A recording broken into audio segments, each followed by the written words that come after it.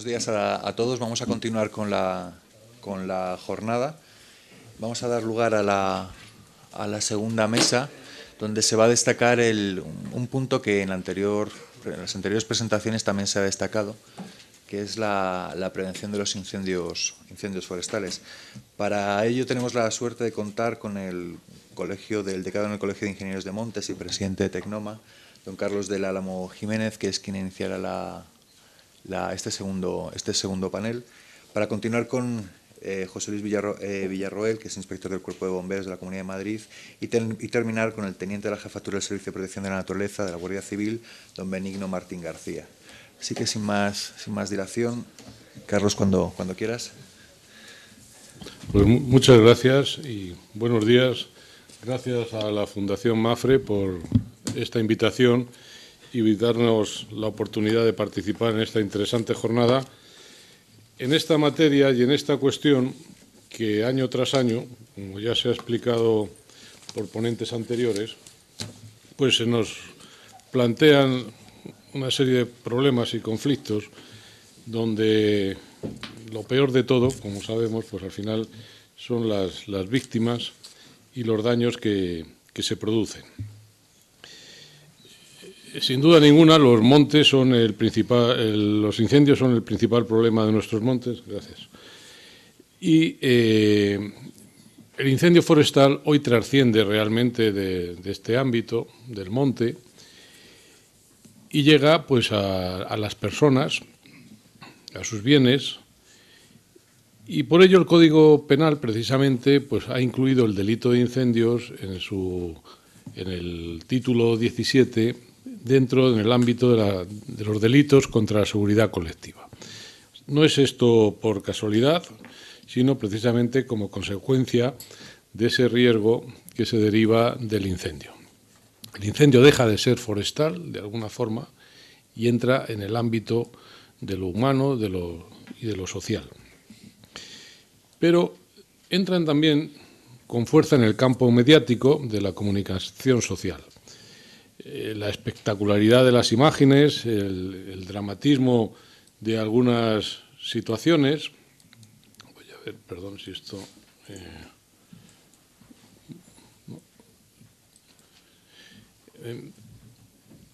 El debate político, también hay que decirlo, y la controversia ambiental han colocado a este fenómeno ante la opinión pública y, en consecuencia, su análisis en un contexto de enfoque difícil, donde lo más aparente de todo pues encubre muchas veces el fondo de la cuestión.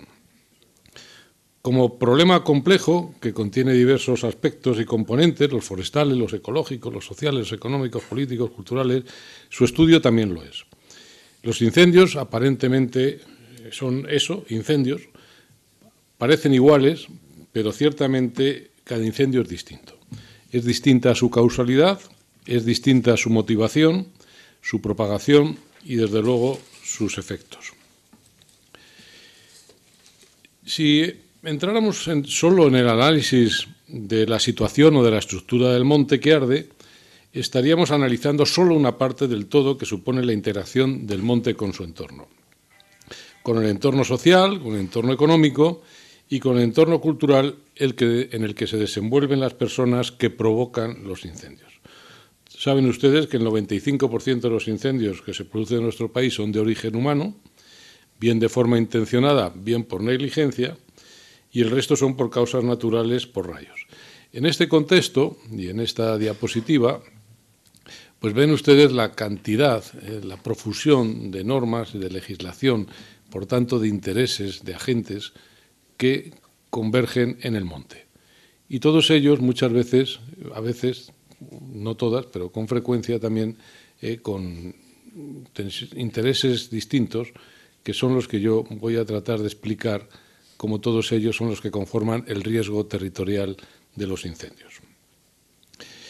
Este altísimo porcentaje de incendios provocados por causa de las personas pues nos hace pensar, lógicamente, que es más importante actuar de forma preventiva sobre el factor humano que sobre el propio monte. Y esto no quiere decir, y yo soy decano del Colegio de Ingenieros de Montes, pero también lo digo para dejarlo claro, que no haya que actuar sobre el monte. De la misma manera que no por hacer políticas preventivas en el campo de la higiene o de la salud, pues no hubiera que hacer hospitales para atender a los enfermos. Pero en términos preventivos, que es sobre lo que trata esta jornada, pues fundamentalmente tenemos que ver qué ocurre en el monte.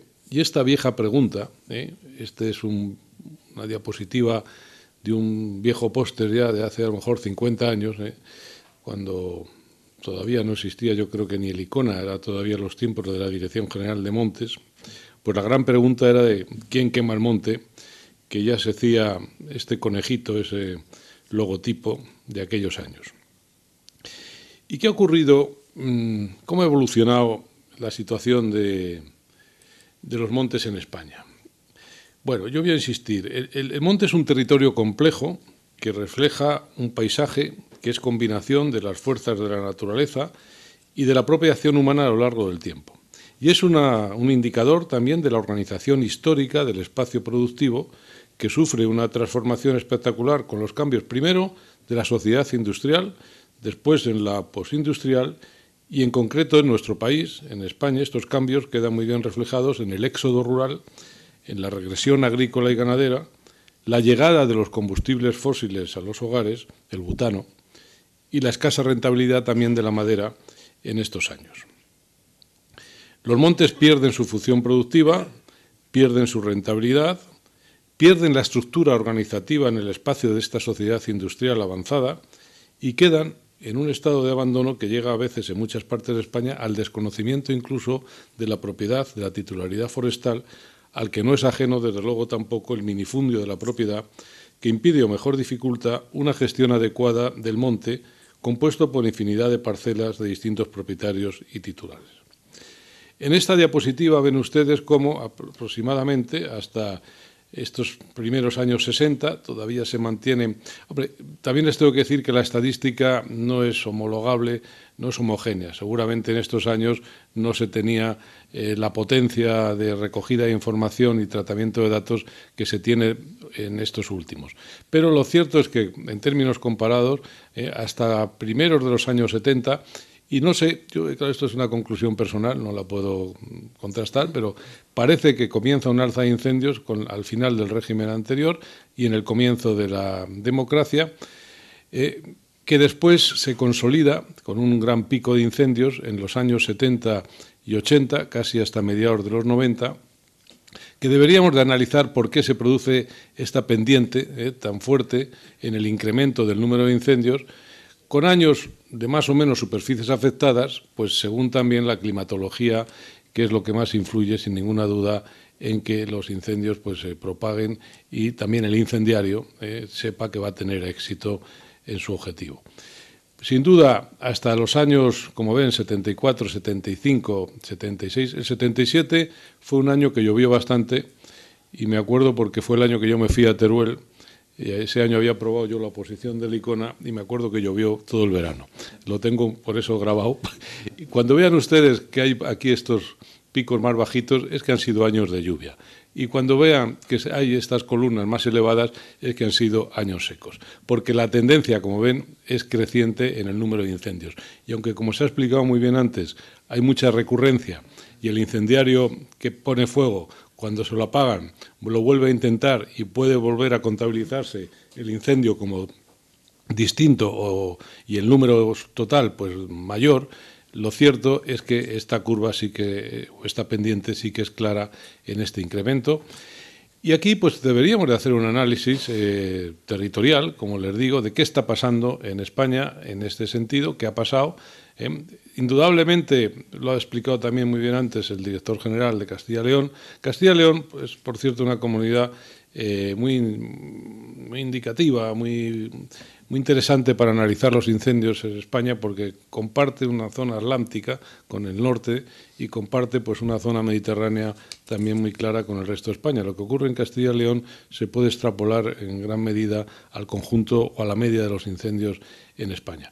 Bueno, pues vinculados a estos procesos de abandono del territorio, del éxodo rural, de la pérdida de uso de los productos forestales y de la economía forestal, se genera pues en la sociedad urbana simultáneamente también un nuevo consumo del monte.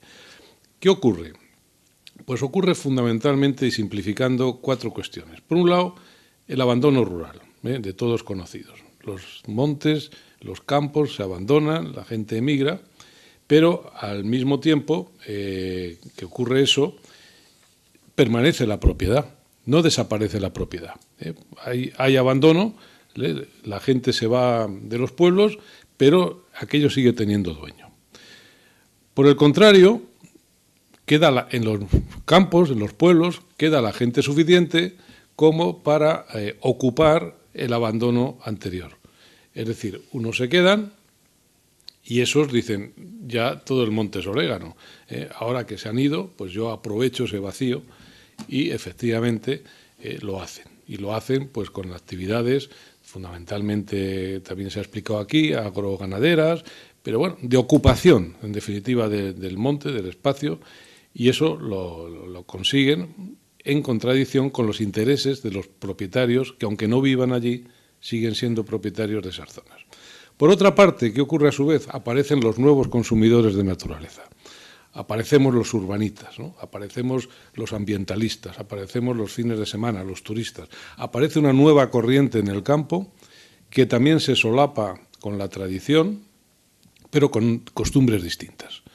Y eso ya supone un choque cultural, si lo quieren llamar así, un choque económico cuando hay contradicciones.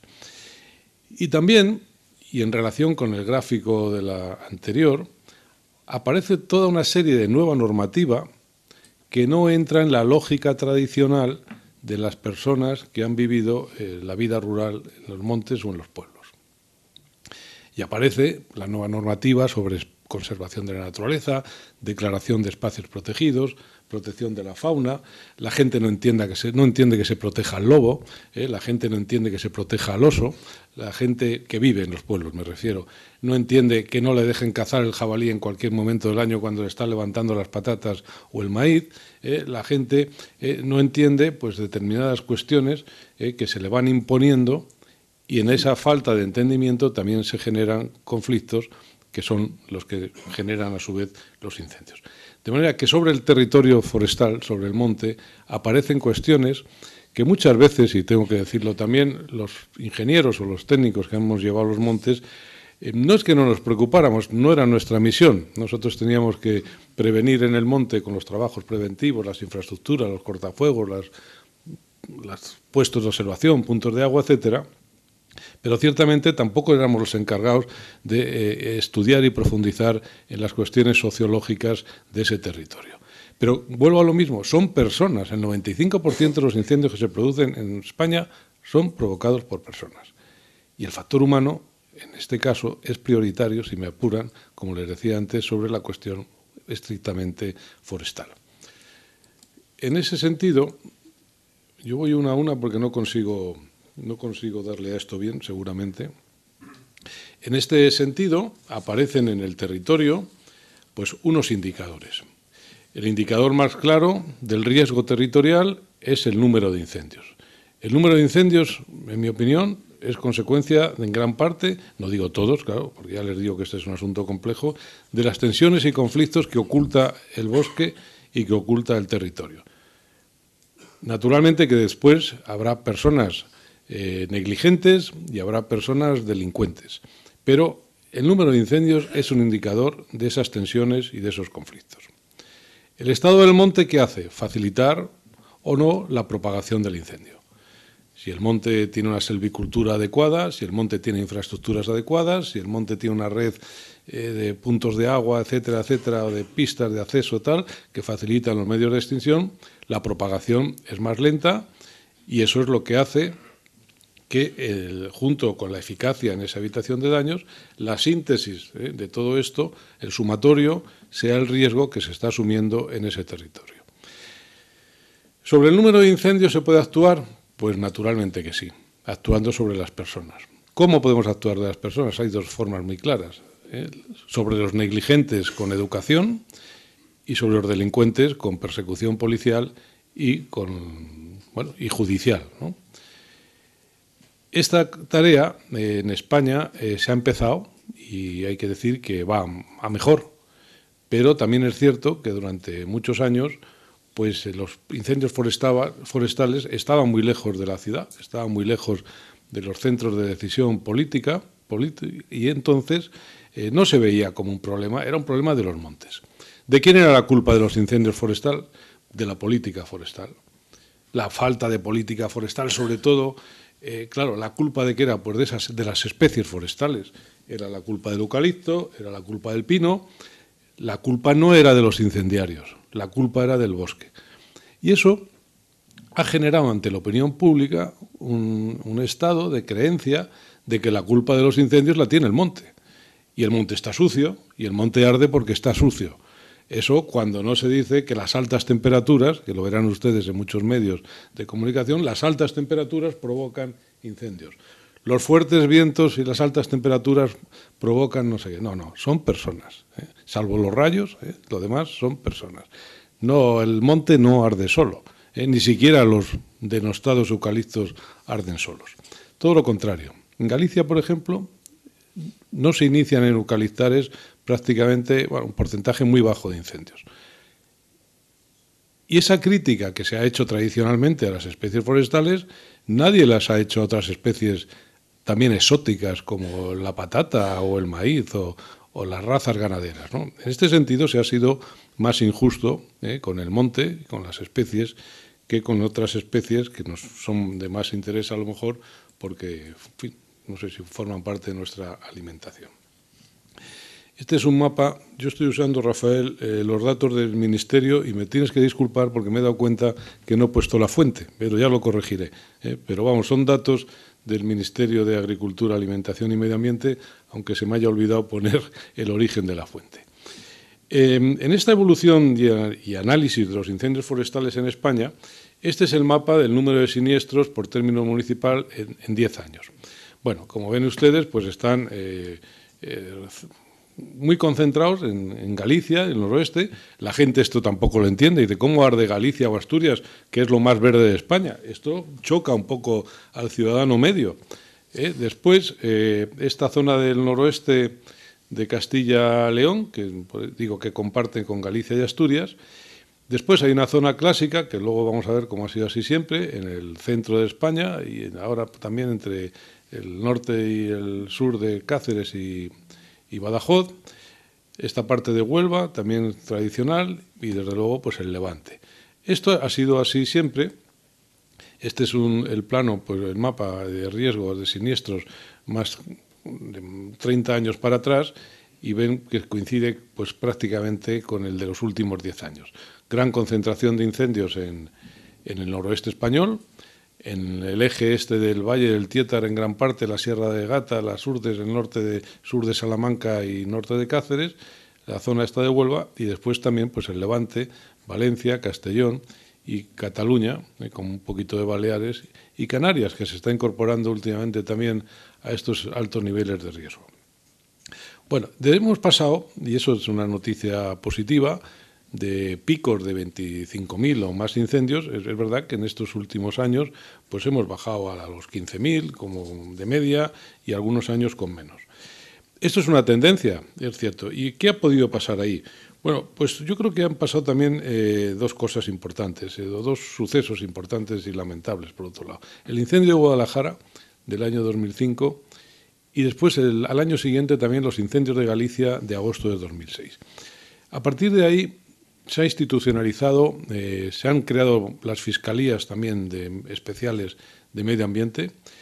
Yo creo que se le ha dotado, eso lo ha explicado muy bien el capitán Ortega, se ha dotado o de más medios o les han dado más instrucciones a la Guardia Civil para que puedan intervenir en la persecución de la actividad incendiaria y se ha notado desde luego su eficacia. Y después las propias comunidades autónomas han entrado también en la fase de investigación de los incendios forestales. Yo personalmente, bueno, yo como les decía al principio, yo soy ingeniero de montes, he estado en el antiguo Icona, en la provincia de Teruel, viví pocos, gracias a Dios, incendios allí. Después fui director general de montes en Galicia cuando se creó el año 90 el Servicio de Defensa contra Incendios. Aquello fue una experiencia interesante, se lograron controlar los incendios y el bosque creció en 400.000 hectáreas en 7 años aproximadamente, solo en Galicia. He vivido también desde el Ministerio anterior de Medio Ambiente la lucha contra incendios y he visto pues, la evolución que ha sufrido el tratamiento de la lucha contra incendios en nuestro país. Y creo que se están dando pasos en la buena dirección. Lo digo pues también porque hay que decir las cosas buenas que están pasando. Hay más preocupación política. Bueno, voy a hacer un inciso. El riesgo político, si me permiten, también existe, ¿eh? El riesgo político de los incendios, ya sé que esto es delicado y no es a lo mejor políticamente correcto, pero como he sido cocinero antes que fraile, me voy a permitir decirlo, pero uno de los riesgos que está ocurriendo es ese debate que se plantea echándose unos a otros la culpa de los incendios según esté uno en el gobierno o esté uno en la oposición. Y esto, pues claro, hace que también las autoridades políticas tomen medidas defensivas, ¿no?, en este sentido, ante los incendios forestales. Se quieran asegurar, ya que estamos en una entidad aseguradora, ¿no? Entonces, esto a veces también distorsiona la realidad de la lucha contra los incendios forestales. Bueno, lo introduzco porque sería mejor que no existiera. Quiero decir, se pueden pedir cuentas a los gobiernos, sin ninguna duda, pero no se puede utilizar, como salvando las distancias con el terrorismo, no se puede utilizar tampoco los incendios forestales en la dialéctica política, porque el problema son los incendiarios, no es el monte, insisto. Por lo tanto, hombre, si uno no hace nada, pues sí le pueden atacar, pero si unas administraciones están invirtiendo, están poniendo medios y se ve que hay una organización prácticamente pues bastante eficiente en casi todas las comunidades autónomas y en la propia Administración General del Estado, pues no parece sensato ni conveniente tirarse los trastos a la cabeza por esta cuestión. Y en ese sentido son también muy interesantes los estudios que está haciendo la Fiscalía Especial y Coordinadora de Medio Ambiente y Urbanismo, estudiando el perfil de los incendiarios y el perfil de los delincuentes en colaboración con la Guardia Civil también. Bueno, creo que es con el SEPRONA o con la Policía Judicial de la Guardia Civil. Porque es muy importante saber cuál es el perfil del incendiario. Para aplicar una buena prevención hay que hacer una buena terapia y hay que aplicarla, pero sabiendo cuál es el diagnóstico. No podemos dar palos de ciego. Como les digo, durante muchos años hemos perdido el tiempo en estas cosas que les contaba, que si las especies, que si la política forestal, que si no sé qué, cuando realmente lo que tendríamos que pensar es en el porqué, en las causas y motivaciones que llevan a las personas a quemar los montes. Y también es de mucho interés, pues lo que ha explicado el director de Castilla y León, el Plan 42, eso ya es aplicar un ZUN a unos territorios, también lo están haciendo en Galicia, para comarcas donde los incendios son recurrentes, y ahí ya se aplica ese ZUN y ya se consigue saber y averiguar pues qué es y quién está quemando. Y entonces si aplicas esa terapia, pues que ha reducido los incendios en estas zonas que contaba el director del norte de Burgos y ha reducido también los incendios pues en todas las comarcas de León y Zamora colindantes con Galicia. El profesor Vilariño, precisamente de la Universidad de Santiago, hablando de las cuestiones de riesgo socioeconómico y territorial, ha sacado 5 conclusiones. El riesgo de incendio es menor cuando no existe ni una repentina expansión demográfica ni un proceso rápido de abandonos de tierras y del hábitat rural. Es decir, cuando no se producen los dos fenómenos de sentido contrario.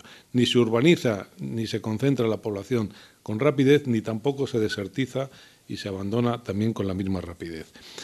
Fíjense ustedes cómo esta zona de las Rías Bajas gallegas, que es de las zonas de mayor intensidad de incendios, son las que mayor densidad de población tienen en Galicia. Sin embargo, aquí es donde se concentran en gran medida los incendios que se producen en Galicia.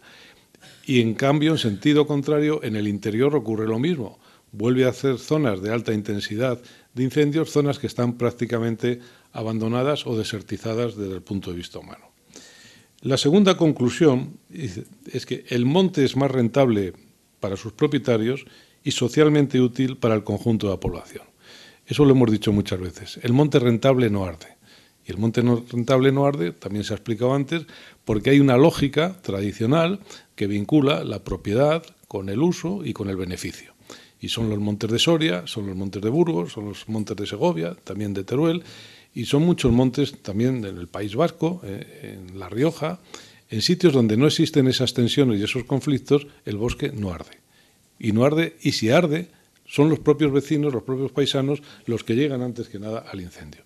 Con lo cual, la fuerza de la propiedad, en España habrá unos 2 millones y pico aproximadamente de propietarios de montes. Si se consigue involucrar a esos 2 millones y pico de personas, comprenderán ustedes que estamos ante una fuerza mucho mayor que todo el gasto público que se puede hacer, que es muy loable, pero en cuadrillas, en medios, en esta guerra que por tierra, mar y aire estamos llevando últimamente contra los incendios. Por lo tanto, insisto, el monte rentable no arde o arde mucho menos. El riesgo también disminuye cuando la población comprende la lógica forestal y los nuevos usos del bosque, y ya desarrolla también comportamientos acordes con esa complejidad. Arde menos cuando se implementa una ordenación de usos y hay una dotación de infraestructuras acompañada también de una organización local y comarcal, profesional para la defensa contra incendios. Y por último, arde también menos cuando la tensión social, que les explicaba antes, entre los diferentes usos del suelo es menor y se desarrolla también una lógica de cooperación y de integración corporativa entre los distintos agentes implicados. Como no me queda prácticamente tiempo, pues estos son datos del Ministerio donde se ve pues el número y los porcentajes de intencionalidad, están muy bien recogidos, los tienen ustedes aquí. Quiero llamar la atención sobre una cuestión que es el cambio de uso del suelo, esto que está siempre en debate. Saben ustedes que ha sido de gran debate los 30 años para modificar el uso del suelo después de un incendio. Yo, que desde luego no soy partidario de que se cambie el uso del suelo por un incendio, creo que tal y como está redactado en la ley tampoco es justo y, si me permiten, incluso es hasta perverso en algunas ocasiones. ¿Por qué? Porque salvo cuando a una persona con vista y confesa propietario de un monte, los propietarios no suelen quemar sus montes. Normalmente los incendios vienen de fuera y vienen de lejos y se ven afectados por los incendios. Incendios de 25.000, de 10.000 hectáreas se llevan por delante algo que no ha provocado para nada el dueño o el titular de ese monte. Por lo tanto, quiero decir también, porque esto hay que plantearlo con lógica en la medida de lo posible, que el cambio de uso del suelo puede ser hasta una medida que alguien termine utilizando el fuego para que los de allí enfrente no cambien el uso del suyo. Si yo ya tengo aquí mi casa, yo ya no quiero que el vecino construya, porque me va a quitar el paisaje o me va a hacer tal. Entonces, el cambio de uso del suelo, esta medida o esta herramienta, se puede convertir pues, en un arma arrojadiza precisamente para generar incendios y para que otra persona, sin comerlo ni beberlo, si me permiten la expresión, se vea afectada por algo que ni ha provocado, que le puede venir de lejos y que, en cambio, pues le coloca en una situación, como digo, injusta, etcétera. Pero, por otra parte, verán ustedes aquí que esta causa, y no todo es por cambio de uso para construir, para urbanizar, que aquí cabe también el cambio de uso agrícola forestal, esta causa de modificación de uso del suelo es el 0,6%. Y de esto también parece que se ha hecho causa y casus belli, como si esto fuera la gran motivación que aparece en los incendios. Todo esto, ¿qué ocurre muchas veces? Pues que distorsiona la realidad. Y esa realidad, pues en la medida de lo posible, nos tiene que guiar pues, para acertar y para tomar las medidas. Quería decir alguna cosa más, no me va a dar tiempo. Y le pongo esta imagen a la siguiente y termino. Quiero decir que también en el imaginario simbólico que tenemos las personas, cuando se habla de incendios forestales, muchas veces pensamos que están ardiendo bosques de este estilo. Pero normalmente lo que están ardiendo son montes de este otro. Con lo cual, también ante la opinión pública, cuando hablamos de incendios forestales, pues como les digo, parece que está ardiendo la Sierra de Guadarrama. Pues no, lo que arde muchas veces, y es un incendio forestal porque está así tipificado por ley, son estos matorrales que tradicionalmente forman parte del soporte y del aprovechamiento ganadero. Bueno, termino diciendo que tendríamos que incrementar nuestra cultura forestal, que tenemos también que tratar de introducir la seguridad corporativa en la gestión forestal profesional, que esperemos que algún día los montes se puedan, no lo digo por estar hoy en Mafre, lo digo en otros sitios, los montes estén asegurados no solamente contra incendios, sino como cualquier otro medio de trabajo o otro medio de producción económica y de generación de empleo, y que eso pues, va a ser siempre pues, una garantía para las personas y tratar de salvar el desorden este que se ve este desorden de los usos, que en un sitio aparece una casa, en otro un trozo de monte, en otro pues aparece el cultivo. Ese es el caos que genera y tensiona el territorio. Nada más y muchas gracias.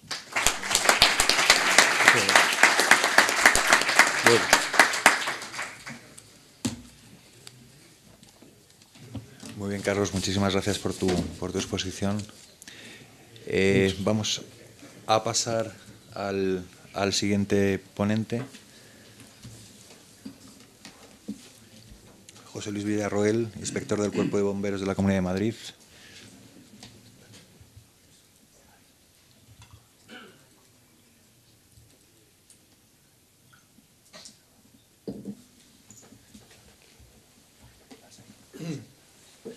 Cuando tú quieras.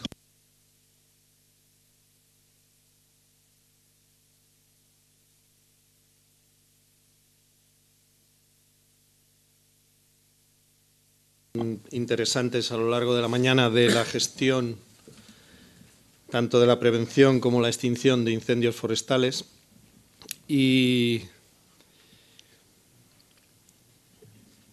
mi papel, digamos,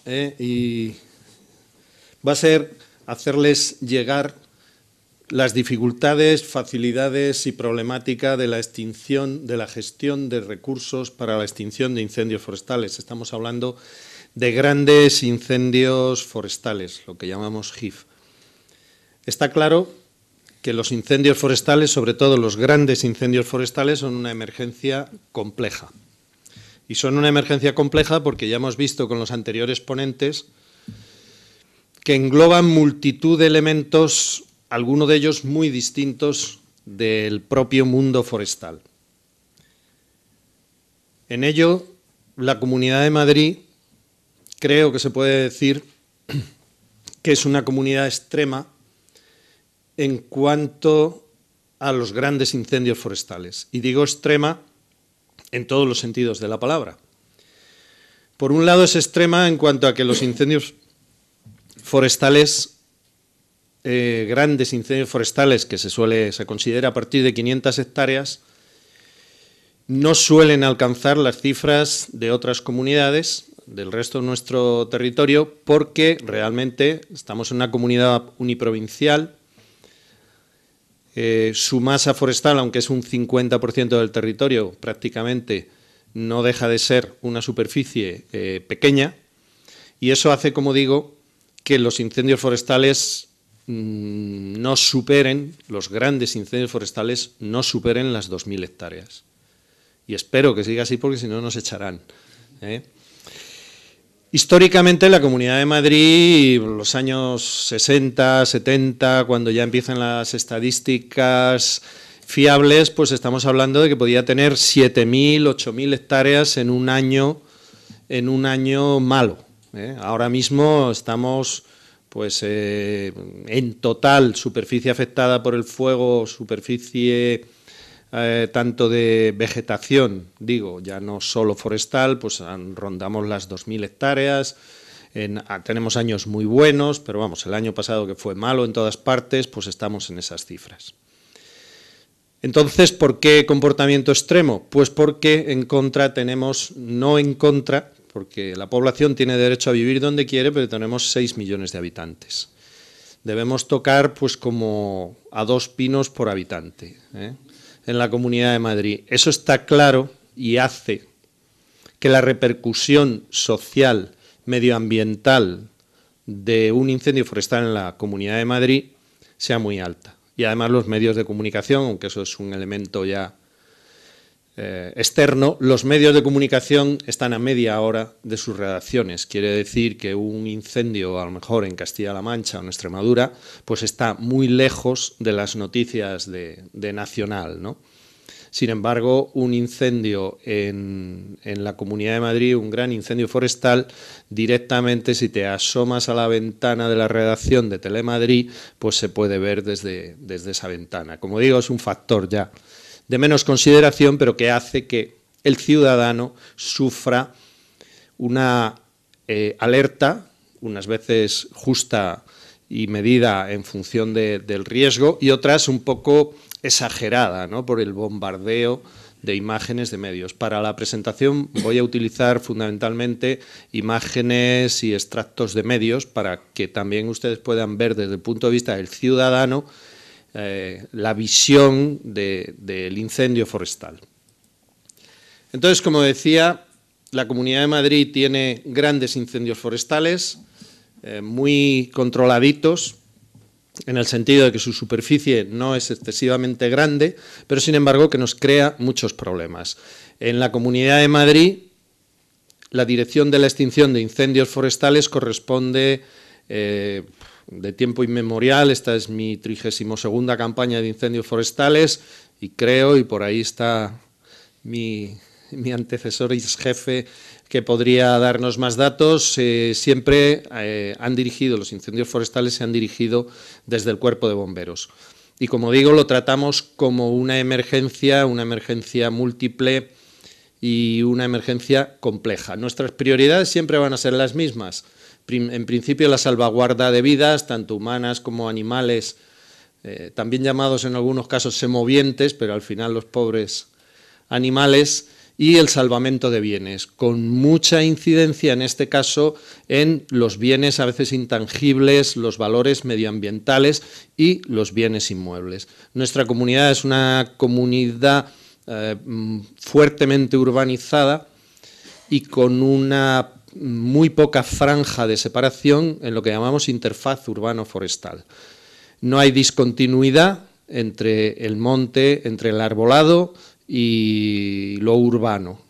Las urbanizaciones han crecido a lo largo de nuestro territorio en los sitios más insospechados y se imbrican totalmente con lo que es la masa forestal y a veces la continúan con una vegetación propia de la parcela ya consolidada.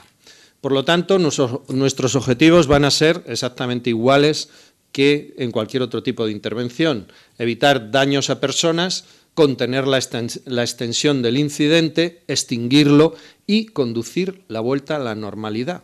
En una masa forestal despoblada, sin habitación humana, puede ser relativamente sencillo, entre comillas, conducir esa vuelta a la normalidad, porque de inmediato no va a requerir unos planteamientos excesivamente exigentes. Habrá que plantearse una repoblación de esa zona, unas medidas de conservación, pero nosotros siempre en un incendio forestal vamos a tener que realojar, que colocar, que devolver a sus viviendas a todos los ciudadanos que hemos movido por el riesgo de ese incendio forestal.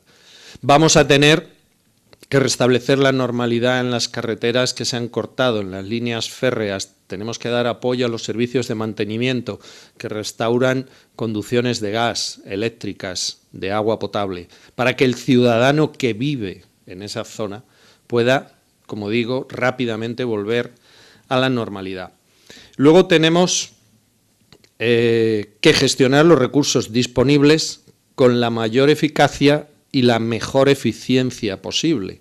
La Comunidad de Madrid tiene dispuestos muchos recursos para la extinción de incendios forestales y el apoyo que le prestan, tanto desde el punto de vista de las comunidades limítrofes como desde el propio Estado a través del Ministerio, es muy alto. Pero claro, eso requiere una gestión de esos recursos muy rápida para aplicarlos sobre el incendio.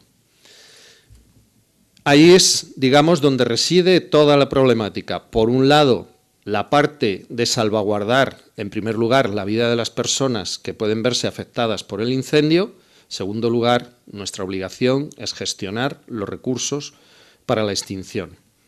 Todo esto está bien, el papel y la transparencia lo soporta todo, pero luego la realidad puede ser así o de diferente manera. Entonces, para ello lo vemos sobre un incendio forestal, un gran incendio forestal, el más grande prácticamente de los últimos 20 años, ocurrido en la campaña del año pasado, en el término municipal de Valdemaqueda-Robledo, en nuestra zona oeste, un incendio, como se ve ya por las fumarolas aquí, claramente provocado, Nada, teníamos 3 focos simultáneos en 1 hora y con un grado de, tanto con unas condiciones meteorológicas excepcionalmente buenas para que el incendio se desarrollara. Como yo digo, el pirómano sabía lo que hacía. Bueno, este incendio, ya vemos aquí la zona, estamos viendo lo que hablábamos, una zona de urbanización metida en el monte. Vemos un municipio, el municipio de Valdemaqueda, y vemos aquí ya una montaña. Un viento, dirección este, y un pirómano avezado que a media mañana empieza a provocar incendios a lo largo de la carretera. Simultáneamente prende 3 fuegos, prácticamente 3 focos, al borde de la carretera que une la localidad de Valdemaqueda a Robledo, a plena luz del día, eran las 11 de la mañana, y sin ningún problema. Ese incendio pues tiene unas claras características. Vamos a tener que defender una serie de zonas habitadas. El incendio empieza a desarrollarse, tenemos un viento. Otra de nuestras características, entre comillas, afortunada, es que los vientos en las peores condiciones no suelen superar los 30-40 kilómetros por hora. No sufrimos, o no hemos sufrido hasta ahora, vientos de 100, de 100 y pico kilómetros por hora, como pueden tener otras comunidades. El incendio empieza a desarrollarse y a las 12, pues ya vemos que los 3 focos todavía no se han unido. Pero sin embargo empieza a ascender una ladera, la ladera del Monte de Santa Catalina, y esto es lo que ven los ciudadanos desde sus viviendas. Esta es la ladera, digamos, forestada que veían al oeste los vecinos que viven en la zona. Y bueno, a las 7 de la tarde, para no hacerlo muy largo, con un viento de 14 kilómetros por hora, el incendio ha conducido, es un incendio que se produce un alineamiento de los 3 elementos de desarrollo. El incendio alcanza velocidades superiores a 1,5 kilómetros a la hora de avance y, lógicamente, nuestros esfuerzos, en un primer lugar, se dirigen a evitar que estas urbanizaciones se quemen, y el incendio, como digo, progresa, conducido por el viento y por las pendientes orográficamente, se desarrolla muy estrecho y muy largo en dirección a otra zona urbanizada. Como vemos, y vuelvo un poco a la singularidad, entre comillas, de la Comunidad de Madrid, que hay poca carrera, los incendios pueden desarrollar poca carrera sin tropezar con una zona urbanizada. Bueno, aquí vemos el incendio ya finalizado con su desarrollo y el potencial del incendio fueron 9.500 hectáreas. Quiere decir, como ustedes saben, que este incendio, si se hubiera parado donde debería pararse, o sea, si se hubiera extinguido donde debería extinguirse en función de las condiciones meteorológicas y orográficas, hubiera alcanzado 9.500 hectáreas. Bueno, la superficie total afectada fue de 1.545, de las cuales la arbolada fueron 713 hectáreas. Esta es la medición final y, como digo, pues es un incendio forestal en una zona además de alto valor ecológico. Estamos hablando de zonas, si no me equivoco, de buitre negro, tenemos también anidamientos de águila real en la comarca, en fin. Perdón, águila real o águila imperial, ya, ahí me pierdo. Pero bueno, imperial.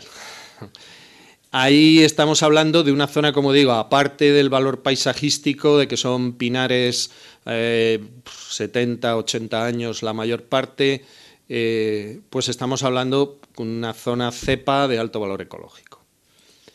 Bien, y ahora vamos a entrar en la problemática. ¿Qué es lo primero que se plantea? Pues la salvaguarda de daños a las personas.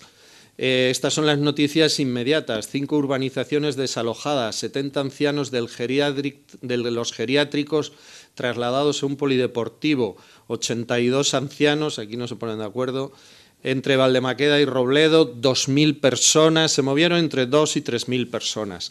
Claro, ¿qué ocurre? Que esto es una zona turística. La mayor parte de las personas que residen aquí es una residencia estacional, residen en verano, conocen el territorio pero no viven, entre comillas, en él. Aquí vemos pues, personas que se encuentran, digamos, en sus vacaciones, pues pululando, y no quiero que sea peyorativo, en medio del incendio. Nosotros siempre lo decimos, tenemos muchos turistas obligados en los incendios. ¿Qué obligan? Bueno, pues las urbanizaciones, tal, obligan a que en momentos dados la gente vea que esto se le complica la vida, ¿no? 5 urbanizaciones desalojadas, residencias, trasladado a ancianos. Es una población de la que tiene que salir de su casa, tiene que irse a otra zona, y todo esto tenemos que hacerlo entre todos los que estamos trabajando ahí. Antes el teniente lo decía, uno de nuestros, no sé si fue él o el capitán, decía, uno de nuestros problemas es el desalojo, y a veces lo tenemos que hacer a la fuerza, ¿no? Aquí no creo que existiera esa problemática, pero sin embargo es un trabajo muy intenso para Guardia Civil, para Policía Local, que tiene que tener claros los objetivos, qué zonas hay que desalojar, a dónde. Esto requiere una coordinación y requiere un planteamiento anticipado. No se puede esperar a que el fuego llegue a las urbanizaciones. Bueno, luego también ya el día a día, ¿no? La presión. A Mariano se le ha quemado la casa, explicaba Gregorio. Gregorio no decía la verdad, no se quemó ninguna casa.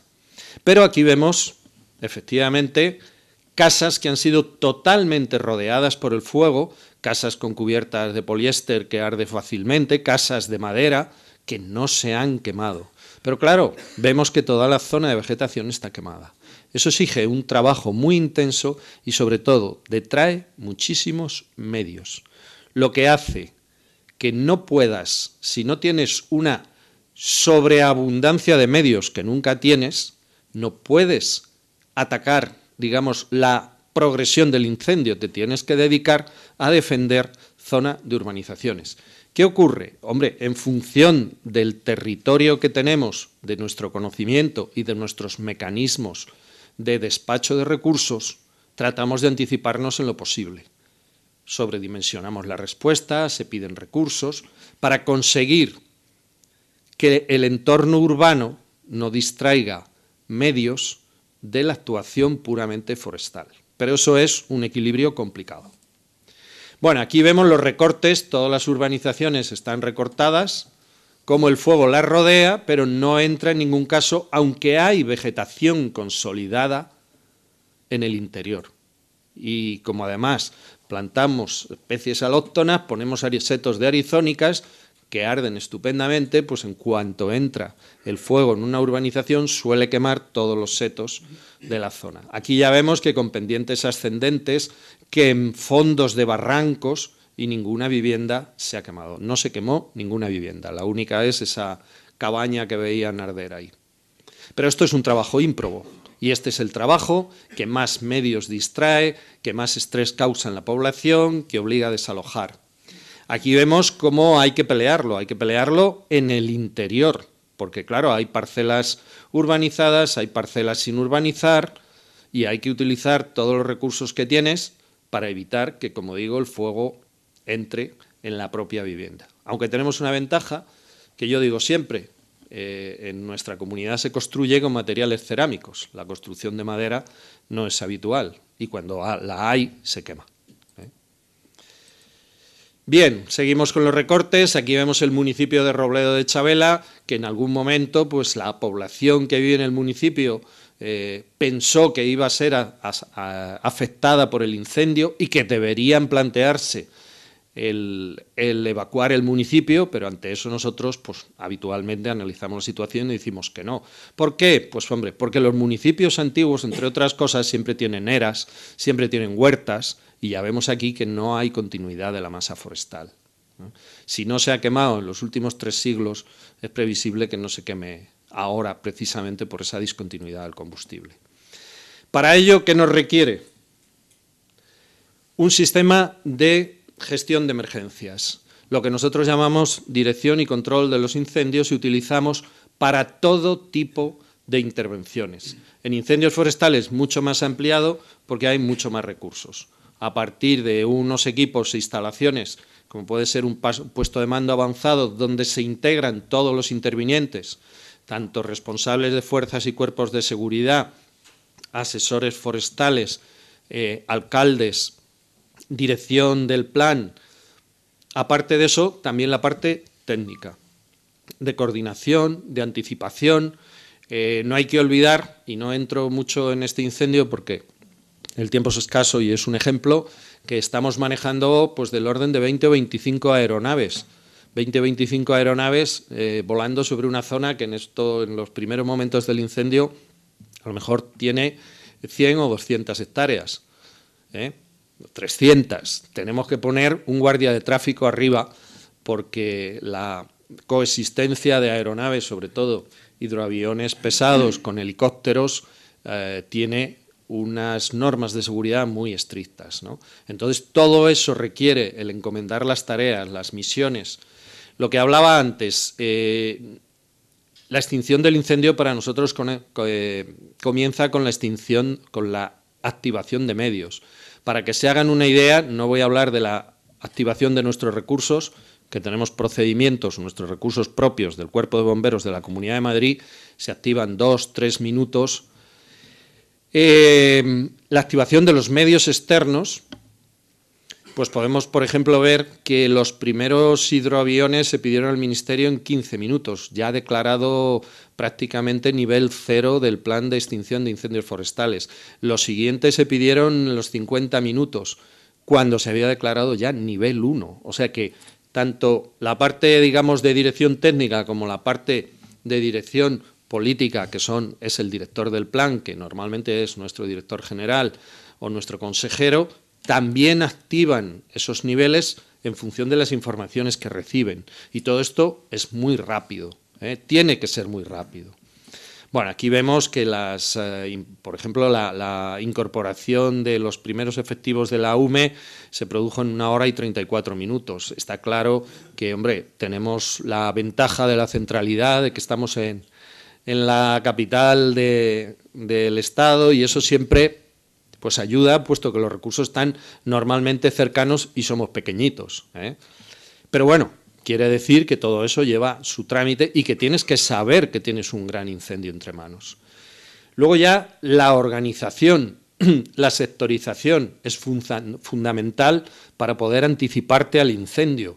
Todos estos cascos blancos que vemos aquí son nuestros jefes de guardia. Nuestros jefes de guardia normalmente son oficiales o suboficiales que están 24 horas de servicio y que conocen y están formados en técnicas de intervención de incendios forestales. Entonces, en cada sector se coloca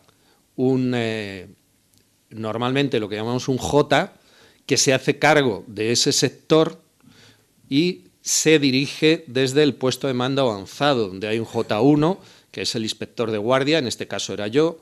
Normalmente tienes un jefe de mando también del puesto de mando y comunicaciones para enlazar todos. Hay un puesto de recepción de medios para recibir, porque ahora veremos un poco todos los medios, para recibir y distribuir, pero todo esto hay que hacerlo, estamos hablando de pocas horas, 2-3 horas, distribuir los medios, pues por ejemplo, entre el origen del incendio y el final, digamos, donde estaba el frente a las 3 horas, pues ya teníamos que dar una vuelta de 15 kilómetros, o sea que no puedes perder el tiempo en movilizar medios, todo tiene que estar planificado y los jefes de cada sector tienen que saber qué van a recibir y en el tiempo que van a recibir. Aquí vemos ya, en función del color de los cascos, cascos blancos, Cuerpo de Bomberos de Comunidad de Madrid, cascos morados, Castilla y León, cascos rojos, SUME, cascos verdes, retenes forestales de la Comunidad de Madrid, cascos naranja, voluntarios de Protección Civil. Todos estos son unidades que se integran, que se imbrican en nuestro operativo y con un coordinador, un mando coordinador, que es el casco blanco que tienen, realizan una acción común.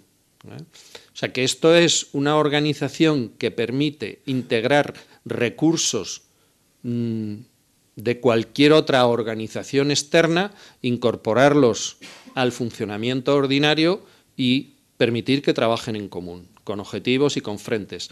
Por ejemplo, bomberos, digamos, de los de azul, pues teníamos en la zona de urbanización, teníamos en sector de Santa Catalina, que llamábamos, que está por aquí, éramos minoría los grupos de bomberos frente a otras organizaciones. Y sin embargo, todos funcionamos como una única organización.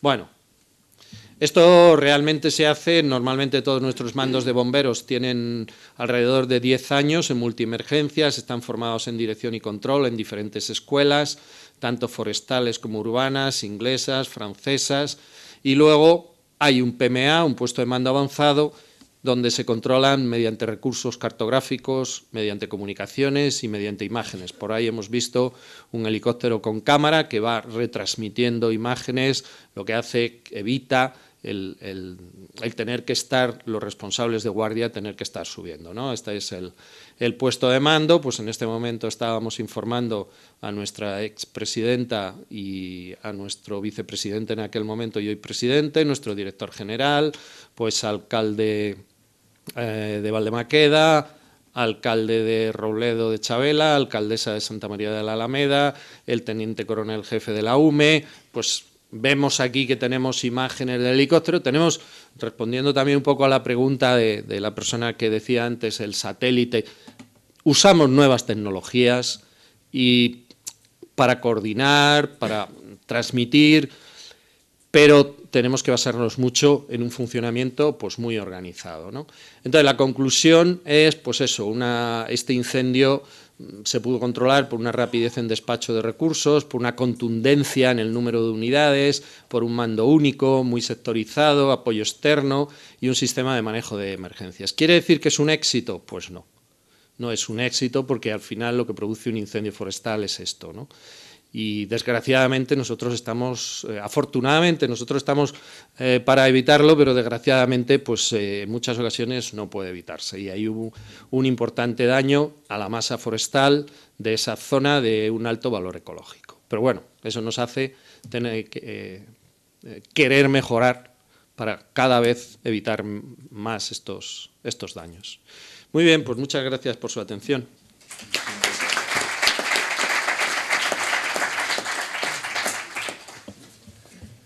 Muchísimas gracias, José Luis.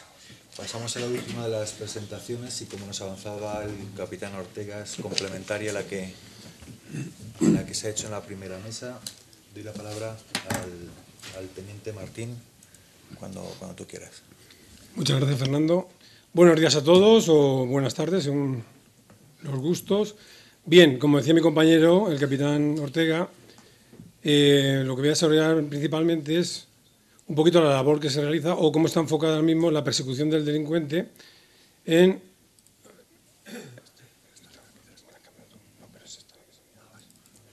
la persecución de los responsables de este tipo de infracciones penales o administrativas, ahora lo veremos, y ver en qué medida, bueno, pues contribuimos desde la Guardia Civil a esta persecución, ¿no?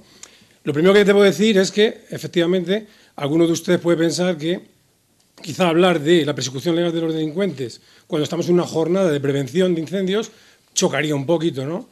Porque, en definitiva, lógicamente, entendemos todos como prevención y, de hecho, la prevención principal, las actuaciones que se llevan a cabo para evitar que se produzca un incendio, lógicamente, que pueden ser políticas forestales activas de todo tipo, así como lo que ha comentado mi compañero, que es la actuación principal, o debe ser la actuación principal de nuestros agentes, que es intentar evitar que se produzca el incendio, a través de esas vigilancias preventivas e incluso de denuncias de conductas que pueden conducir finalmente a que se cometa o a que se produzca un incendio, ¿no?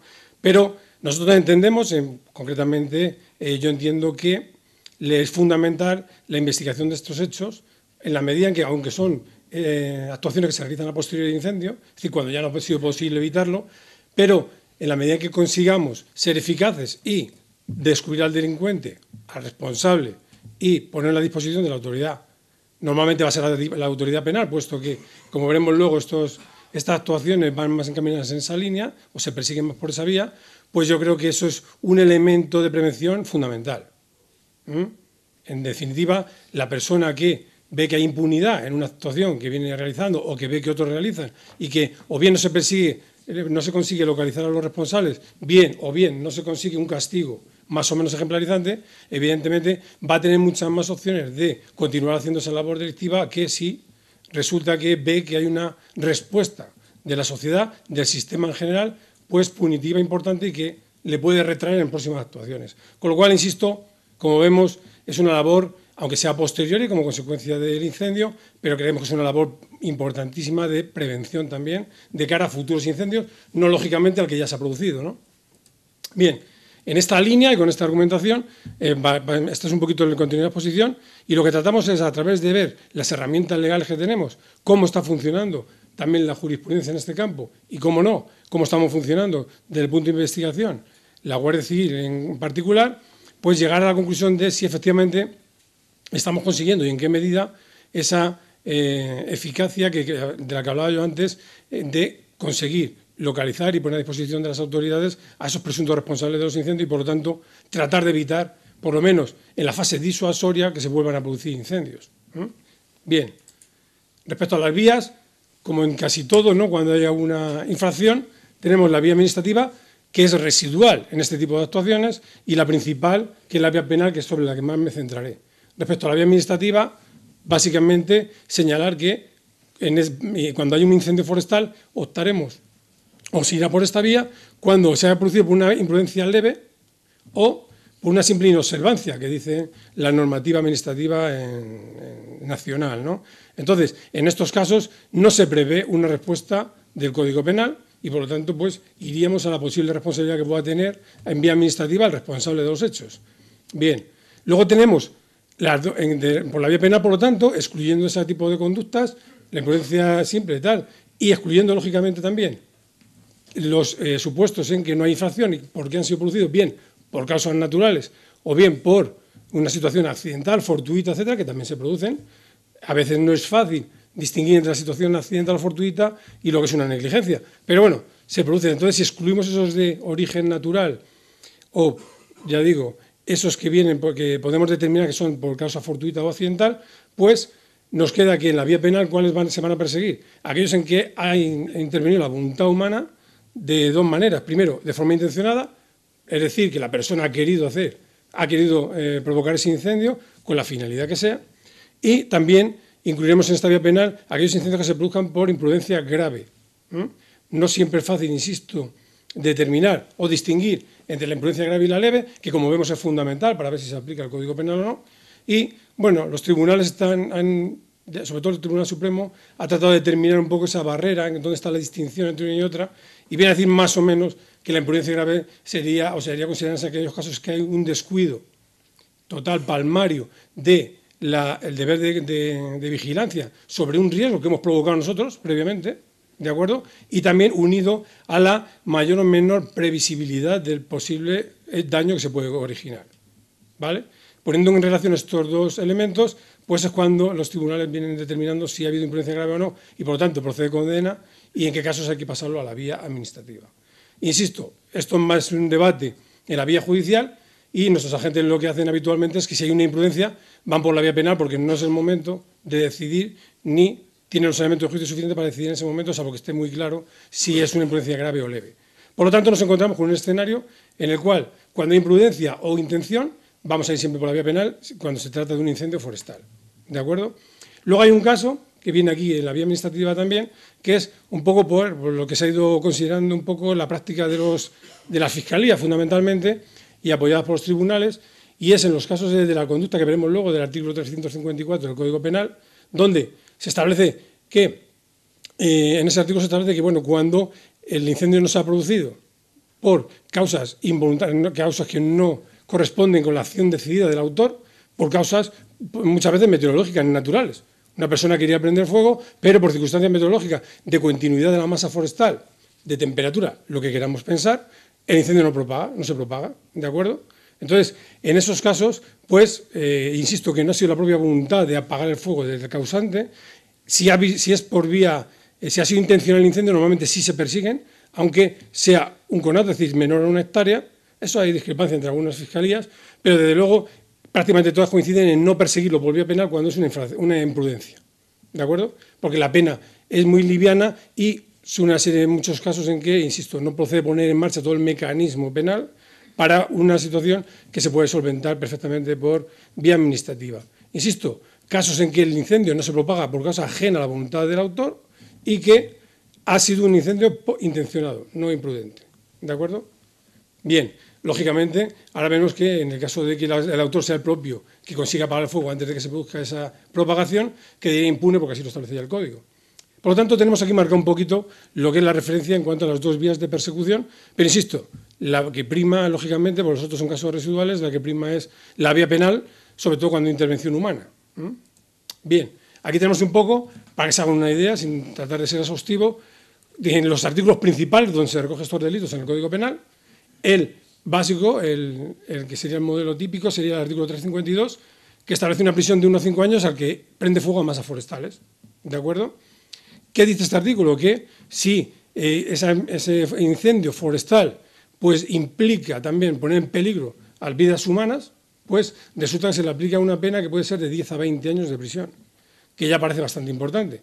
Luego veremos los matices. Fíjense también una peculiaridad que dice que si el tribunal aprecia que es de una entidad menor el incendio, aunque haya habido riesgo para las personas, pues puede aplicar una pena de 5 a 10 años en vez de la de 10 a 20. Bien, ese es el tipo básico, como decíamos. Luego el 353, ¿qué es lo que hace? Añadir unas agravantes en función de las circunstancias del incendio. ¿De acuerdo? Entonces, bueno, se ha quemado una masa forestal, pero será una de estas circunstancias que vienen en la parte inferior, que ha afectado una superficie de considerable extensión, que ha habido grandes o graves efectos erosivos, que ha afectado un espacio natural protegido, e incluso, muy importante, que el incendio se ha producido para obtener un beneficio económico, y así se ha podido acreditar. ¿Vale? En ese caso, pues las penas pueden ser, como viene arriba, de 2,5 a 5 años en el caso del incendio normal y de 15 a 20 años en el caso del incendio donde ha habido riesgo para las personas. Bien, en cuanto al 354 que mencionaba antes, ven que la pena es mínima, que es en esos casos en que el incendio no se ha propagado por causas ajenas a la voluntad del que lo ha producido, insisto, fundamentalmente meteorológicas o por falta de continuidad en la masa forestal, y entonces, pues en ese caso, ya digo, la pena es de 6 meses a 1 año, la que le correspondería, y si lógicamente, si el incendio no se produce porque el autor es el que impide que se produzca, que se desarrolle, quedaría exento de pena y no se le perseguiría penalmente. Otra cosa es la responsabilidad civil de daños que pueda tener, ¿no? Bien, esto se complementa con lo que ya había comentado antes Carlos, que el artículo 55 permite una facultad, es una facultad, no es una obligación de los jueces, de poder acordar esa no modificación del terreno, de la calificación del terreno y de los usos o supresión de usos del suelo durante un plazo de 30 años, etcétera, en función de las circunstancias. Entonces, al no ser una obligación del juez, sino una facultad, va a depender de las circunstancias del incendio el que la adopte o no la adopte. En previsión, sobre todo, de que se den esas circunstancias que comentaba antes Carlos, de que precisamente el incendio se haya podido provocar para que no se modifique la calificación del terreno. ¿De acuerdo? Entonces, es una facultad del juez que, en función de las circunstancias, adoptará una medida u otra. Importante en todo esto es la previsión del 358, que dice, porque claro, todos estos delitos que hemos visto se castigan cuando esas penas corresponden al delito cuando es intencionado.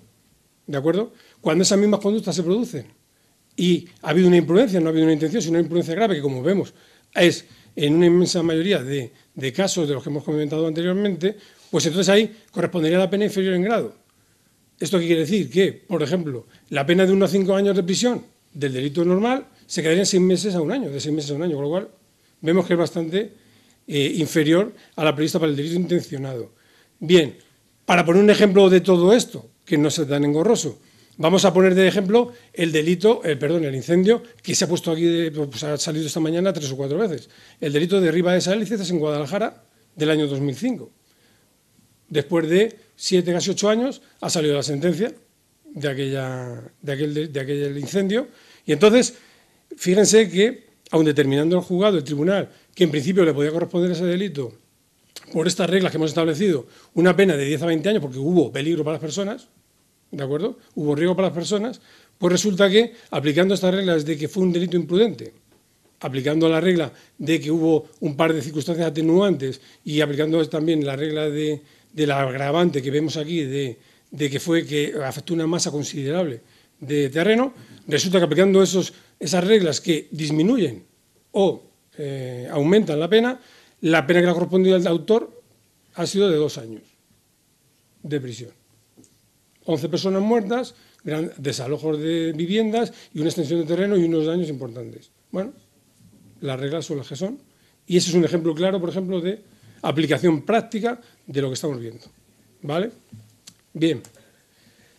En cuanto a los medios de investigación que se utilizan básicamente para perseguir este tipo de delitos, ahí lo tenemos. El principal, lógicamente, o uno de los dos principales son la recogida de fuentes de prueba material, por lo tanto, aquello que podamos encontrar en el punto de inicio, lo que durante la investigación, que a veces eso es verdad, cariñosamente, con nuestros compañeros bomberos decimos, oye, no nos pisen mucho la cosa.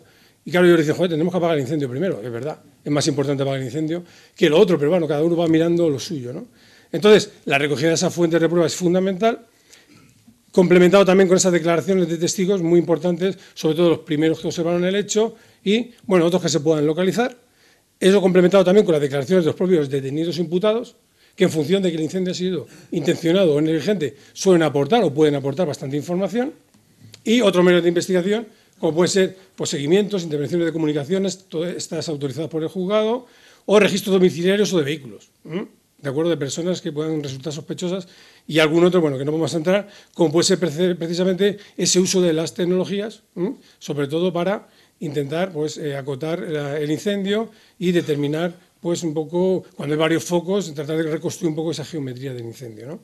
Y una de las últimas herramientas que se está incorporando también, como comentaba también antes otro ponente, que es la del perfil psicosocial del incendiario, impulsada por la Fiscalía de Medio Ambiente y que trata en definitiva de tratar de obtener un perfil de la persona que incendia, lógicamente, que produce o que ocasiona los incendios forestales, bien sea de forma intencional, bien sea de forma negligente, ¿de acuerdo? Entonces, se trata mediante una muestra representativa de obtener, pues, o tratar de obtener un perfil de este tipo de personas y que nos diga un poco, pues, insisto, el perfil del que lo comete por negligencia, porque a través de la realización de otros usos, de otras conductas en el campo, pues ocasiona al final un incendio, o el que lo hace intencionalmente para ver sus motivaciones y ver un poco qué intención hay detrás de su conducta, ¿no? Bien, esto básicamente es el esquema de investigación, lógicamente, que se lleva, como bien saben, esta investigación se lleva a cabo en 2 fases fundamentales, que es la investigación de causas y la investigación de la prueba personal o determinación de la responsabilidad de las personas, ¿vale? Aunque la vía administrativa yo entiendo que es muy importante, una y la otra, en la vía penal, aunque determinemos muy bien la causa de los incendios, si no hay un autor al que podamos llevar ante el juzgado, no sirve para nada, el juzgado lo archivará y no podrá hacer nada, ¿de acuerdo? Entonces, por eso es fundamental tratar de determinar esa autoría, primero por ese afán de que sirva como elemento disuasorio y segundo porque si no el proceso penal decae, ¿no? Y muere ahí. Bien. Importante de los últimos años es esta coordinación, aparte de la coordinación general, que ya ha comentado mi compañero anteriormente, es esta coordinación con la Fiscalía de Medio Ambiente. Entonces, ¿en qué sentido va esta coordinación? Pues primero, que la Fiscalía de Medio Ambiente, en la fase preprocesal, es decir, antes de que el juez conoce del tema, es decir, cuando están todavía los agentes investigando, el director de esta investigación es el fiscal, ¿de acuerdo?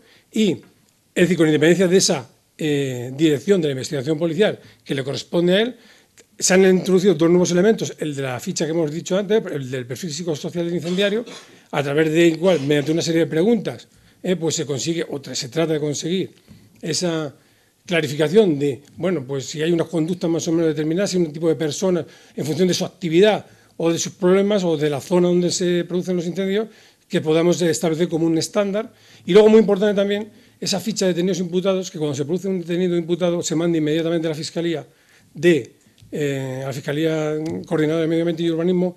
¿A qué efectos? A que en cuanto antes el fiscal de cada sitio se ponga en marcha y solicite del tribunal las medidas cautelares o pruebas adicionales que sean necesarias.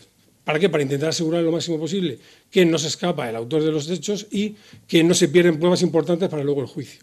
¿De acuerdo? Por tanto, insisto, en los últimos años es fundamental esta coordinación entre Fiscalía y la Guardia Civil, el cuerpo de investigador en definitiva. Bien, voy a traer solamente a efectos de lo que me interesa de investigación y de lo que comentaré a posteriori, un poco la estadística, algunos elementos de la estadística que comentaba ya mi compañero, para que vean una cosa significativa.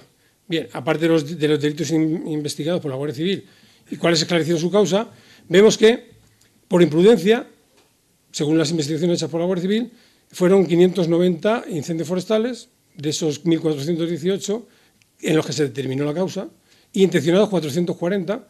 Como vemos, bueno, ahí lógicamente prevalecen los de imprudencia, al menos en el año 2012, pero fíjense que detenidos imputados, en relación con los imprudentes hay 353 y, sin embargo, respecto a los intencionados hay 86. ¿De acuerdo? Es inferior. Ahora tratemos de dar un poco, buscar esos motivos, ¿no? Entonces, importante también que en prensa casi siempre sale que son todos pirómanos. En realidad, supuestamente pirómanos, entonces de estos 86 solo había 11, entendido como tal aquella persona que tiene una patología, tiene un problema mediante el cual le incita al incendio, pero no tiene un interés económico o de otro tipo detrás de su conducta, ¿no? Entonces, ya digo, porque los medios normalmente utilizan indistintamente incendiario o pirómano y bueno, también es justo reconocer que no hay tantos pirómanos. Bien, entonces, señalado esta diferencia en cuanto a la respuesta, en cuanto a la, digamos, a la eficacia, en cuanto a la detención de los responsables de uno y de otro, en uno y otro caso, vamos a ver un poco esta problemática en las imputaciones, es decir, por qué surge esta problemática de no solamente imputar a una serie de personas, sino que luego existan condenas, de acuerdo, sobre las mismas y que en definitiva paguen por el hecho que han cometido, de acuerdo, que es lo que realmente al final se consigue que sea disuasoria esa labor de investigación. Ahí tenemos, por ejemplo, en cuanto a los incendios dolosos, es decir, los incendios intencionales que hemos hablado, bueno, lo primero que nos encontramos es una dificultad de obtención de prueba tremenda, ¿vale? Aquí tenemos, por ejemplo, una dificultad de vigilancia, porque el terreno es muy amplio, hay torres de vigilancia, hay una serie de condicionamientos, se va avanzando mucho, pero, en definitiva, hay una serie de zonas abruptas, una serie de zonas de difícil acceso, donde no es fácil montar una vigilancia eficaz, ¿no? Luego tenemos, lógicamente, muchas veces ausencia de testigos, puesto que suele ser el inicio en zonas poco habitables, en zonas que le permitan impunidad a la persona que ocasiona el incendio, ¿no?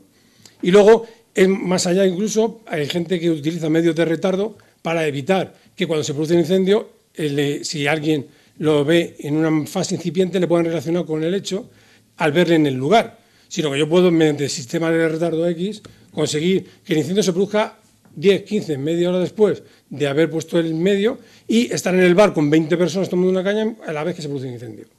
¿De acuerdo? Es decir, lo que hemos dicho antes, en definitiva, el que lo hace intencionadamente busca un poco la impunidad y utiliza los medios que tiene a su alcance para conseguirla, ¿no? Bien, una dificultad que, a mi juicio, añadida a esta problemática, de que ya de por sí es más difícil obtener las pruebas directas y por lo tanto nos tenemos que ir a la prueba indiciaria, que luego veremos, pues está en el tribunal competente para conocer estos delitos. Resulta que los delitos de incendio intencionados son de la competencia del tribunal del jurado, ¿vale?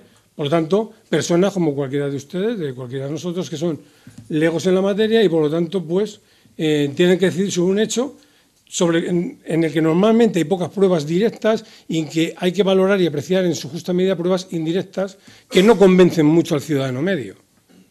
Del ciudadano que condene porque hay una serie de indicios, pero que no hay una prueba clara de que le han visto prender fuego o que le incrimine directamente, es difícil.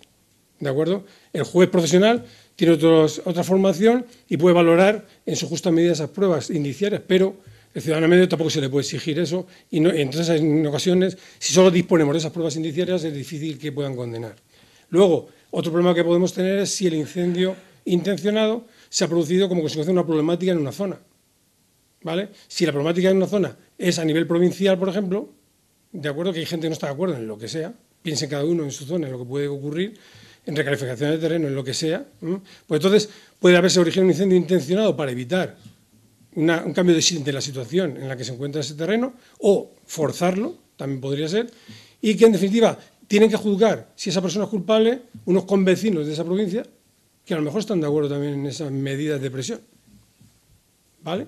Con lo cual, son dos elementos que hay que tener en cuenta y que en definitiva, pues entiendo yo que perjudican el poder disuadir mediante esta técnica de condena, puesto que son pocas. Primero, por esas dificultades de aportar pruebas directas y segundo, porque el tribunal competente cosa que creo que está en vías, está en estudio poder cambiar esta situación, pero que de momento es la que es. Y entre unas cosas y otras, pues, primero, no se llevan todos los detenidos que deberíamos quizá, y segundo, pues no se condenan pues todos los que también podrían ser condenados, que a lo mejor si lo revisara un tribunal, un juez profesional, el resultado sería diferente, ¿vale? En la otra parte, y por lo tanto, en el otro lado de la balanza, tenemos a los incendios imprudentes que, primero, normalmente la accesibilidad a las pruebas es mayor, es más fácil, porque normalmente la persona que se ha producido un incendio por una negligencia, por un descuido, no tiene esa intención de ocultarlo, ¿de acuerdo?, porque no tiene intención tampoco de provocarlo, y suelen aparecer con mayor facilidad esas pruebas, tanto materiales como de testigos, etcétera.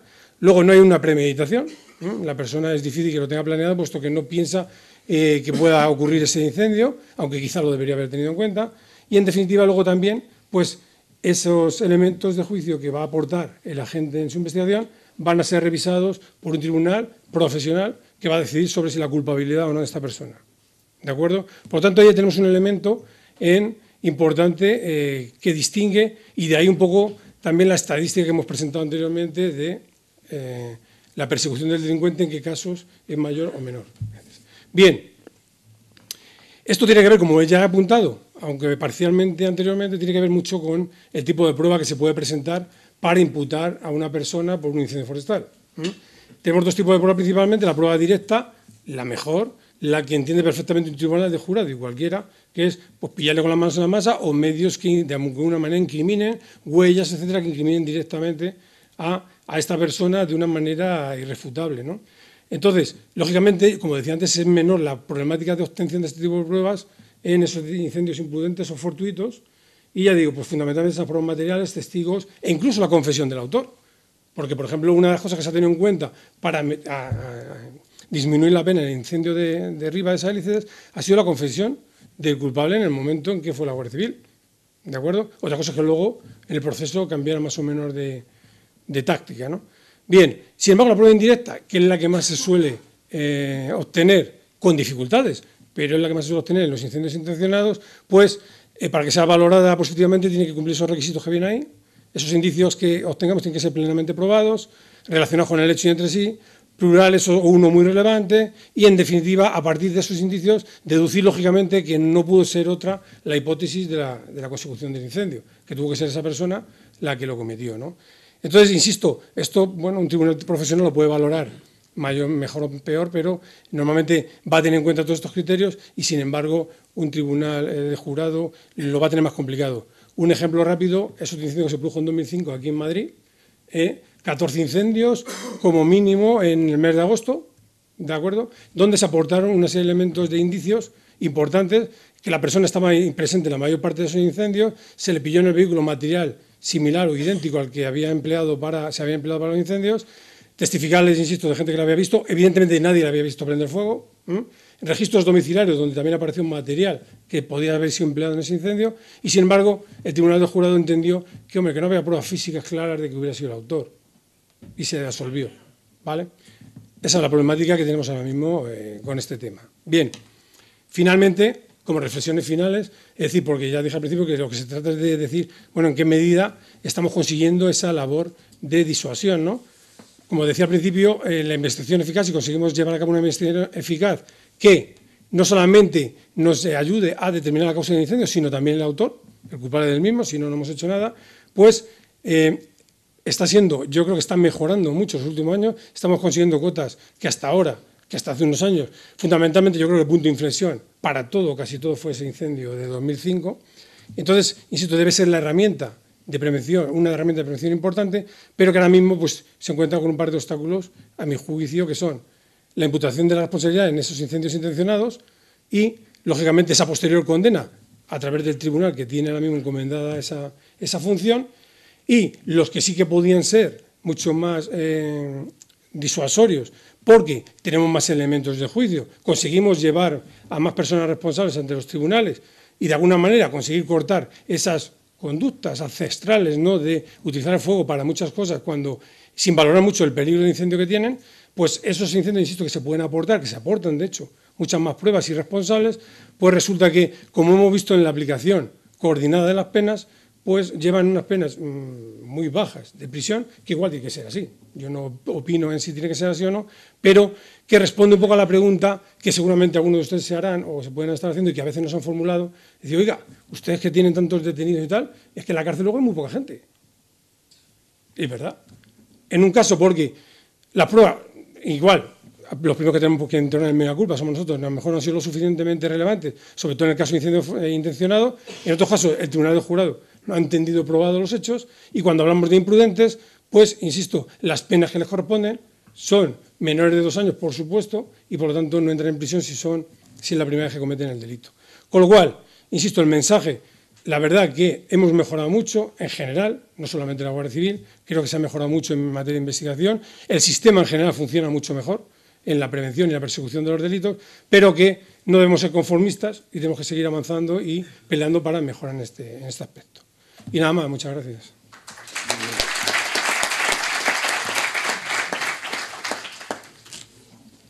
Muy bien, muchísimas gracias, Benigno, por tu exposición. Y ahora vamos a dar paso a un turno de preguntas. No sé si quieren hacerles a uno de nuestros ponentes. Gracias. Hola, buenos días. Soy Miguel Ángel Duralde, presidente de Asenfo. Y, bueno, felicitar a la Fundación por la organización de esto. Supongo que al Seprona también, que van juntos, los ponentes, etcétera. Es simplemente al hilo de esta última intervención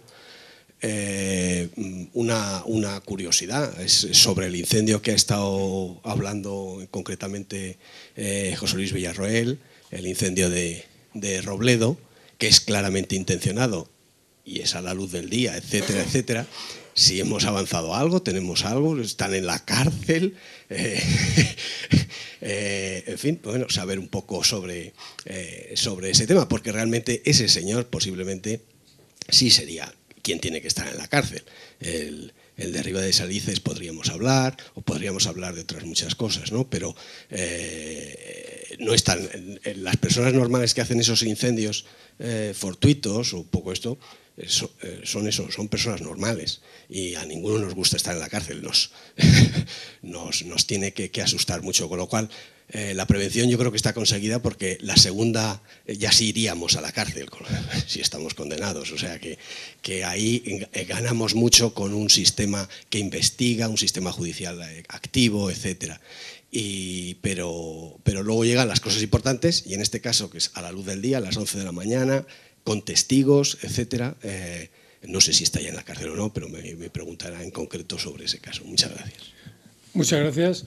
La verdad que yo estoy en la jefatura de Seprona, como hemos comentado anteriormente, entonces no conozco los detalles de todos los incendios, que como ven hay muchos los que se investigan al cabo del año. Entonces yo sé que está en fase de investigación intensa ese incendio, pero no le puedo dar detalles del estado puntual ahora mismo del incendio, porque, insisto, en jefatura hay muchísimos casos y ahora mismo concretamente sobre ese, pero vamos, si tiene mucho interés, se lo podríamos facilitar luego a posteriori. No, pero bueno, que podríamos facilitarle el estado en que se encuentra. Muchas gracias. Sí. Buenos días, soy Concha Cabrera, ingeniero de montes. Quería preguntarle a Carlos del Álamo, porque él ha citado uno de los casos que la creencia popular atribuye más a la motivación de incendio intencionado, que es el cambio de uso del suelo y urbanizable o no urbanizable. Hay otra creencia popular, que es que los incendios forestales son causados por los madereros para disponer de la madera posteriormente.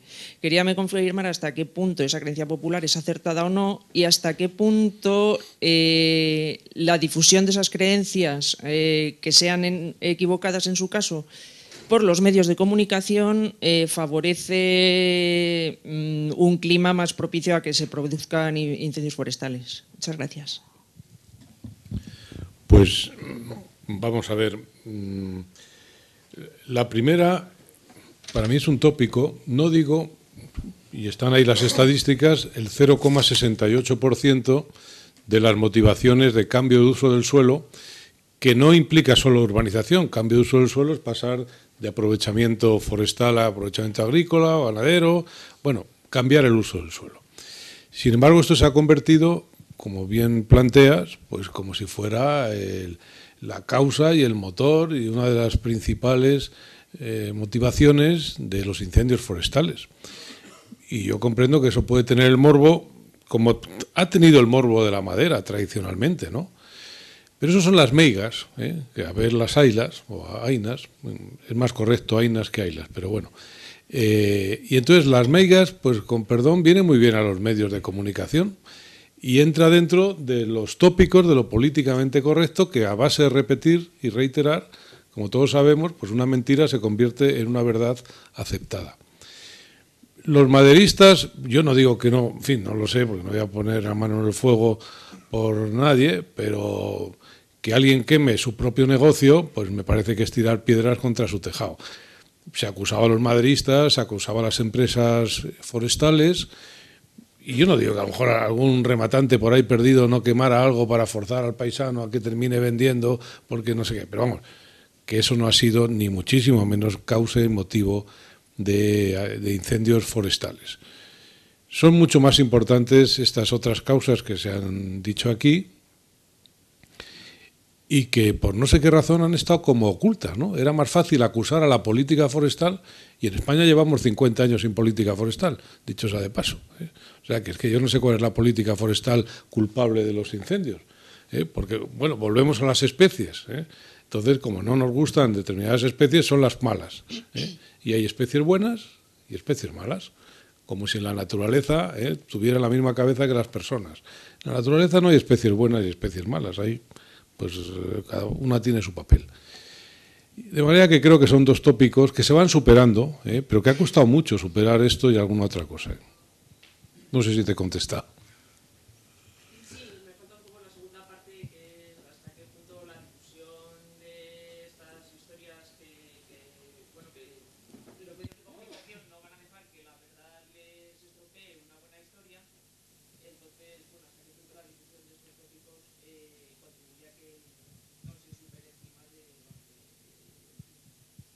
Confusión que tiene el ciudadano medio en su casa, ¿no? Que no sabe por dónde, en fin, de dónde viene esto, ¿no? Esto, pues, bueno, lo es. Las altas temperaturas provocan incendios. Bueno, pues es el titular de medios de comunicación teóricamente solventes, ¿no? Bueno, pues bien, pues tenemos que crear más cultura forestal y tratar de profundizar entre todos en el conocimiento del bosque y acercar el bosque a la ciudad, que está muy lejos. ¿Alguna cuestión más? Sí.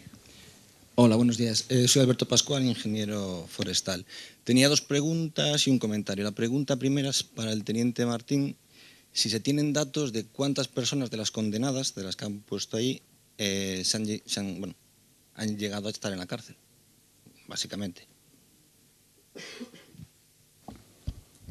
A ver, datos concretos, insisto, no tenemos, porque, entre otras cosas, en muchas ocasiones, cuando llega esto al juicio, al tribunal y se enjuician los hechos, tampoco tenemos conocimiento de en qué queda ese juicio, ¿no?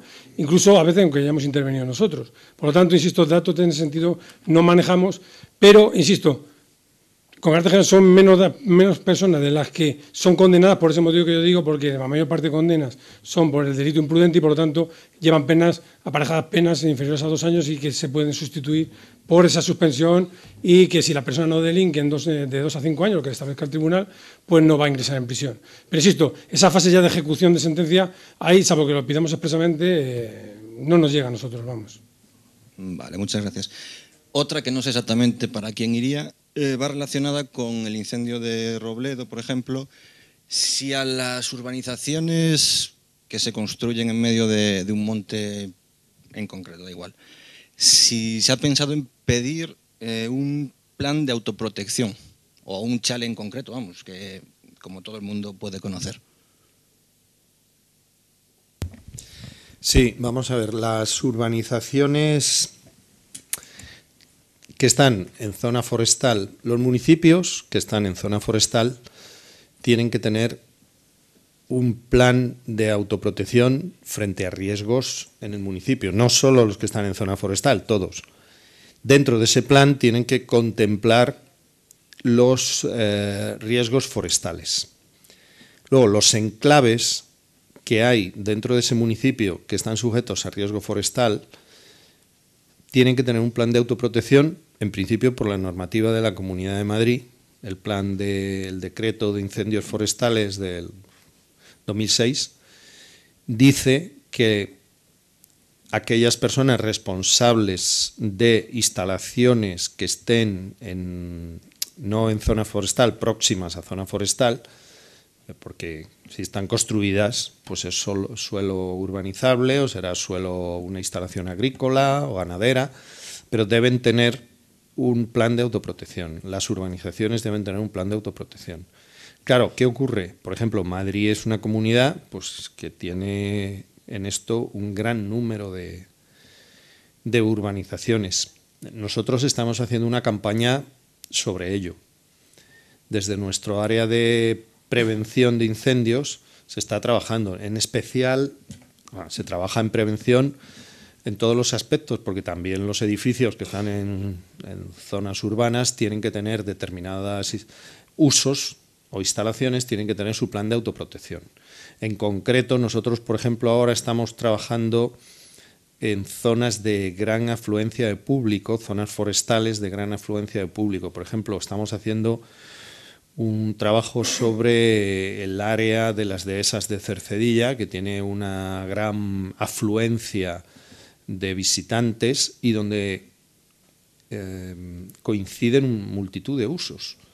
Porque para los que conozcan la zona, hay un hospital metido en medio del monte. Hay una residencia de la Politécnica y, por tanto, de la Comunidad de Madrid, una residencia bastante grande.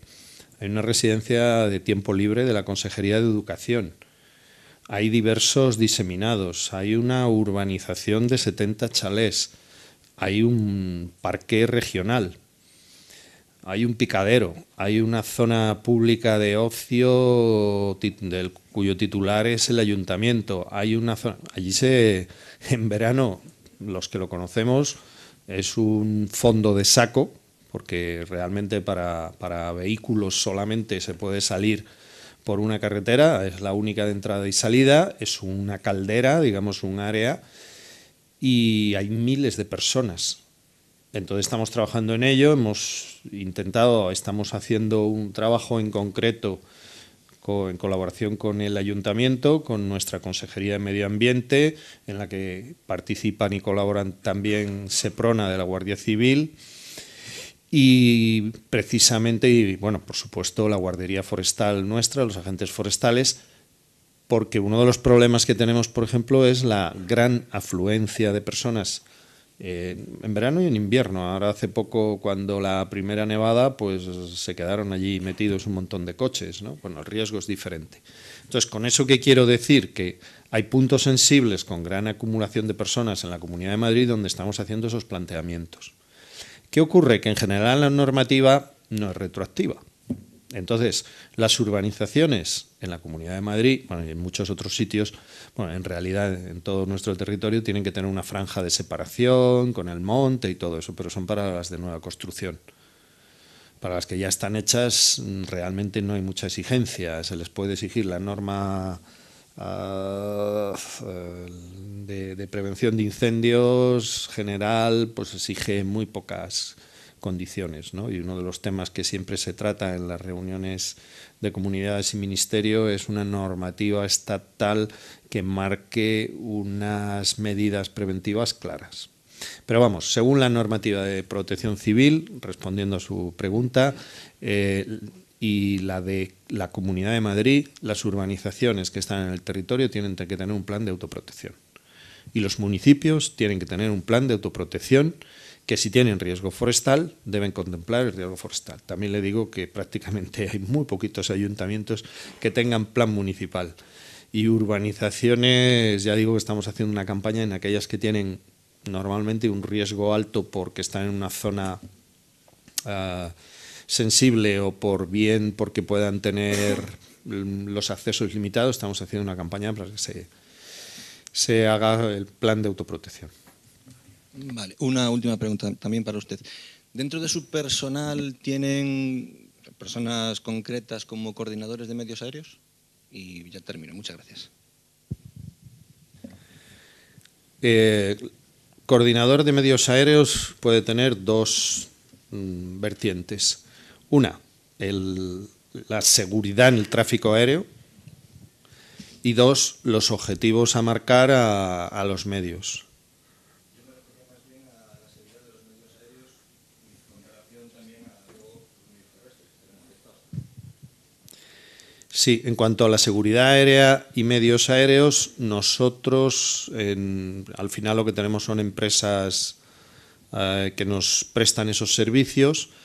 Y además, como tenemos helicópteros todo el año, porque nosotros los utilizamos para todo tipo de intervenciones y para rescates, entonces la tarea de coordinación de medios aéreos en incendios forestales está encomendada por contrato a la compañía que nos suministra el servicio de helicóptero de coordinación.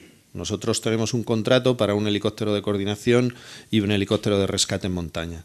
Entonces, dentro de lo que exigimos en ese contrato es que el helicóptero de coordinación, o sea, la compañía que presta el servicio de helicóptero de coordinación, coordine los medios aéreos a efectos de seguridad aérea.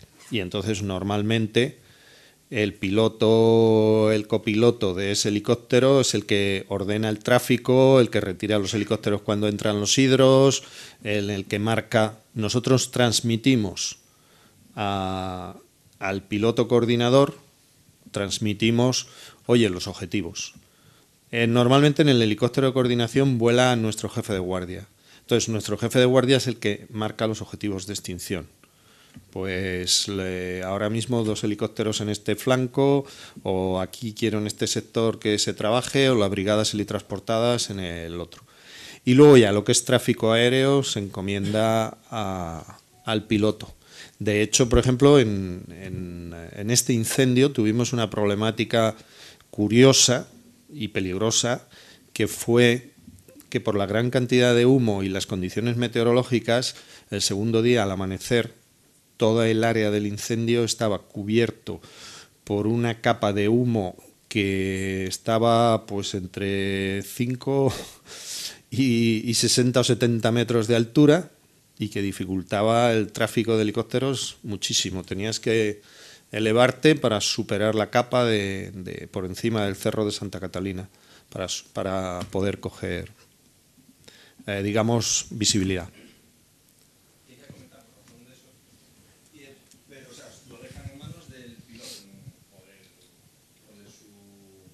Personal.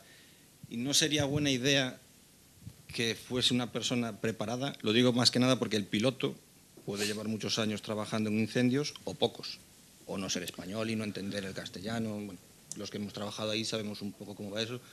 Digo, ¿no sería buena cosa tener una persona concreta? Bueno, nosotros sí lo dejamos un poco en manos de la compañía. O sea, si ellos entienden que el piloto es suficiente como para hacer esa tarea, a veces no lo es, y por eso digo que a veces incluso lleva un segundo piloto que va cuando hay mucho tráfico. Lo que sí ocurre es que nosotros exigimos en los contratos unas condiciones que no pueden darse esos casos. El piloto tiene que tener un castellano fluido, tiene que tener una experiencia para pilotar ese helicóptero, tiene que tener una experiencia bastante alta en incendios forestales. Y bueno, puedo decir que trabajamos con gente que a lo mejor pues, llevan 8 o 9 años trabajando con nosotros. Es muy raro o muy circunstancial y no se suele dar en incendios forestales que venga un piloto a suplir que venga de otros servicios, o sea, que no trabaje habitualmente con nosotros. Porque es que eso mismo, pero más exagerado, en el sentido de lo tenemos con el helicóptero de rescate. El helicóptero de rescate, nosotros tenemos un grupo de rescate en montaña, trabaja con grúa, y entonces tenemos unas exigencias muy estrictas para los pilotos, porque son 2 helicópteros que cambian continuamente las tripulaciones. Entonces exige una experiencia también de trabajo con grúa, de rescate. Bueno, siempre hay problemas. De hecho, ahora pues se están formando pilotos y tal, Pero nosotros, desde luego, no puede entrar un piloto que no domine el castellano y que no tenga una experiencia clara de trabajo. Sí, gracias. Una última pregunta, por favor. Sí, bueno, muy breve. Me gustaría conocer la opinión de Benigno o de Salvador sobre una cuestión que surge cada año, que como este último año son años nefastos de incendios y empiezan a proliferar las declaraciones, sobre todo de políticos, supongo porque entienden que es lo más inminente hacer, de reformar el Código Penal para endurecer las penas.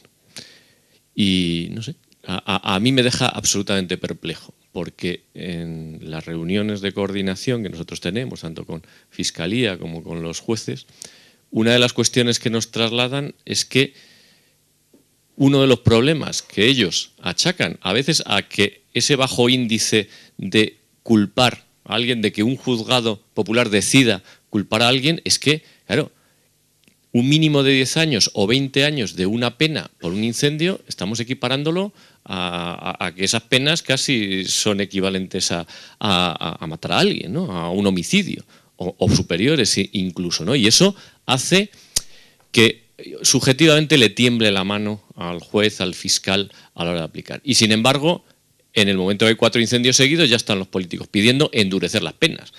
Es decir, yo entiendo, y es lo que quería también conocer la opinión de los que estáis luego también al pie del cañón, que realmente lo que necesitamos es medios para poner a más personas con pruebas fiables delante de los jueces y de los tribunales, que no se nos escapen porque no hay pruebas suficientes, y esos son recursos. Entonces, lo que hace falta son recursos y no modificaciones del Código Penal. Al menos esa es la interpretación a la que nosotros hemos llegado, ¿no? No sé si se comparte por los que estáis luego también al pie del cañón, o pensáis también que hay que endurecer más el Código Penal, como dicen algunos de nuestros políticos. A ver, como he comentado antes, uno de los principales problemas, sobre todo en incendios intencionados, es mejorar todos un poco la respuesta que se da por parte del sistema ante esas situaciones. Pero también he comentado que en función de cómo está establecido el sistema de penas y sobre todo la coordinación entre las penas, en función de las circunstancias del incendio, se nos pueden producir situaciones donde un incendio, que claro, todos podemos tener nuestra opinión sobre la gravedad o no de lo que es un incendio, pero yo entiendo que un incendio provocado, porque siempre que hablan de endurecer las penas, en la parte que yo tengo conocida es, primero, restringir un poquito más el margen que tienen para el delito típico, para el delito básico, que de 1 a 5 años es que hay mucha diferencia. ¿Vale? Entonces, endurecer las penas puede ir más entre establecer una horquilla entre 2,5 y 5, más que ir por la parte de arriba más alto, ¿no? Entonces, insisto, no dejar... ¿Por qué? Porque en cuanto ese incendio se produce por imprudencia, te vas a los 6 meses de prisión, que es prácticamente, ya digo, irrisorio. Entonces, eso respecto al tema de la posible modificación y tal. Pero, insisto, luego va a depender del punto de vista de cada uno de si considera más o menos importante el incendio respecto a otro tipo de delitos. Pero insisto, por ejemplo, si tenemos en cuenta, ya digo, no quieren aumentar, por lo que yo sé, las penas de los delitos imprudentes, sí de los intencionados. El tema de Ribas de Salices, porque fue imprudente, pero si es una persona que intencionalmente quema el monte, hay que desalojar a un montón de personas y mueren 11 personas de un retén, yo creo que es importante, en comparación con otros delitos. Y que merecen la atención y la pena suficiente para que sea disuasorio, para que a una persona, pues, cuando se plantee de nuevo cometer ese delito, pues, que se lo piense, ¿no? Entonces, insisto, yo estoy más en que, efectivamente, debe ser quizás menor el recorrido de la pena del delito básico cuando es intencionado, pero que, lógicamente, también hay que fomentar, como ha sido prácticamente lo que he estado comentando durante toda mi intervención, que hay que fomentar también una mayor respuesta desde el punto de vista de las administraciones policial y del sede judicial ante los delitos con las penas que ahora mismo están establecidas. ¿De acuerdo? No sé si más o menos... A mí me gustaría hacer un apunte. Lo primero, me parece muy acertada tu apreciación. O sea, mi percepción en algunos casos es muy parecida, en el que quizá entre condenar a mucho o no condenar, cuando es un conciudadano tuyo, en algunos casos es delicado. Y eso dificulta que se ejecuten esas condenas. A lo primero que comentabas, sí que me gustaría hacer constar que hasta donde nosotros sabemos, hasta donde yo sé, sí que en un borrador que existe por parte del Ministerio de Justicia de modificación del Código Penal y otras normas, que es muy famoso porque es donde se incluía la prisión permanente revisable y algunas otras cuestiones, sí que se habían incluido modificaciones específicas en el campo de los incendios forestales. Principalmente lo que se había además propuesto, si no me equivoco, por parte de la Fiscalía, el principal aporte que hacían era con respecto al Tribunal del Jurado, eliminar el Tribunal del Jurado para los delitos que ha comentado Benigno, en los casos que se juzgan mediante ese sistema. Y por otra parte también, como se hablaba, como tú comentabas, políticamente había habido movimientos con respecto al endurecimiento de las penas por delito de incendio forestal. Sí que ha habido, sí que existe o sí que se ha incluido, hasta donde yo sé, en ese borrador una modificación en ese sentido. Lo que no sé exactamente es el alcance final, porque esos borradores están sujetos permanentemente a modificación. No sé exactamente el estado actual de esa modificación. Nada más. Bueno, no sé si habrá alguna pregunta más. La última, por favor, y si es muy breve, porque ya nos estamos alargando demasiado. Hola, ¿qué tal? Yo soy Miguel Ángel de la Asociación de Desarrollo Sierra Guadarrama. El municipio de Cercella, el ayuntamiento, es uno de nuestros asociados casualmente, y la pregunta es a lo mejor un poco ingenua, ¿no? Y para cualquiera de los que estáis en la mesa. Por un lado no son las especies forestales, por otro lado, claro, tampoco es el maderista como causas principales, ¿vale? Tampoco es la reclasificación de terreno, de uso del suelo. Los pirómanos es un porcentaje residual, irrelevante.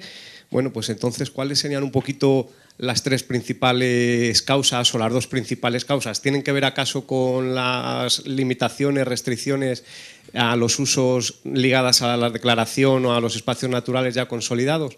Entonces, ya sabemos lo que no es. ¿Cuáles serían las dos, tres principales causas? Como digo, para cualquiera de los que habéis intervenido. Muchas gracias. Gracias. ¿Quieres hacer un apunte? Sí, no, el estudio analítico de las principales causas y tal, creo que tenían en la presentación del capitán Salvador, pero básicamente, si no que me corrija él, normalmente cuando hablamos de intencionados, insisto, decía, ha habido acción del hombre, pero no ha sido como consecuencia de una negligencia, estaríamos un poco en la línea de esos, principalmente, esos usos del fuego que se realizan ancestralmente, primero, para poder limpiar una zona de terreno que yo entiendo y me consta que se han puesto en manos de algunos colectivos situaciones o soluciones alternativas a la limpieza habitual mediante quema del terreno, pero que o no la consideran muy eficaz o no está entrando mucho todavía en la dinámica de ciertos colectivos en algunas partes de España y siguen empleando el fuego intencionadamente para limpiar ciertas zonas. ¿De acuerdo? Eso lo podríamos unir. Luego ya hechos muy puntuales, pero que tampoco me atrevería a decir que es algo generalizado. Como puede ser problemas puntuales, lo que decíamos antes, pues que problemas de caza o de otro tipo, pero insisto, nosotros vamos más en la línea de el tema de posibles cambios de uso del suelo por ese empleo del incendio, pero fundamentalmente dedicados a limpiar mediante esa técnica ancestral sobre la cual, al parecer, eso hay más técnicos que lo podrían corroborar, sobre la cual ya hay algunas alternativas, pero que no se consideran suficientemente eficaces o no tan eficaces como el empleo de fuego. Son incendios intencionados, pero que, digamos, con una cultura distinta, con una educación, se podría conseguir que variara esa tendencia en un porcentaje importante. ¿De acuerdo? Muy bien, pues muchísimas gracias a todos por vuestra presencia y nada, esperamos seguir contando con la misma en nuestras próximas jornadas. Muchas gracias.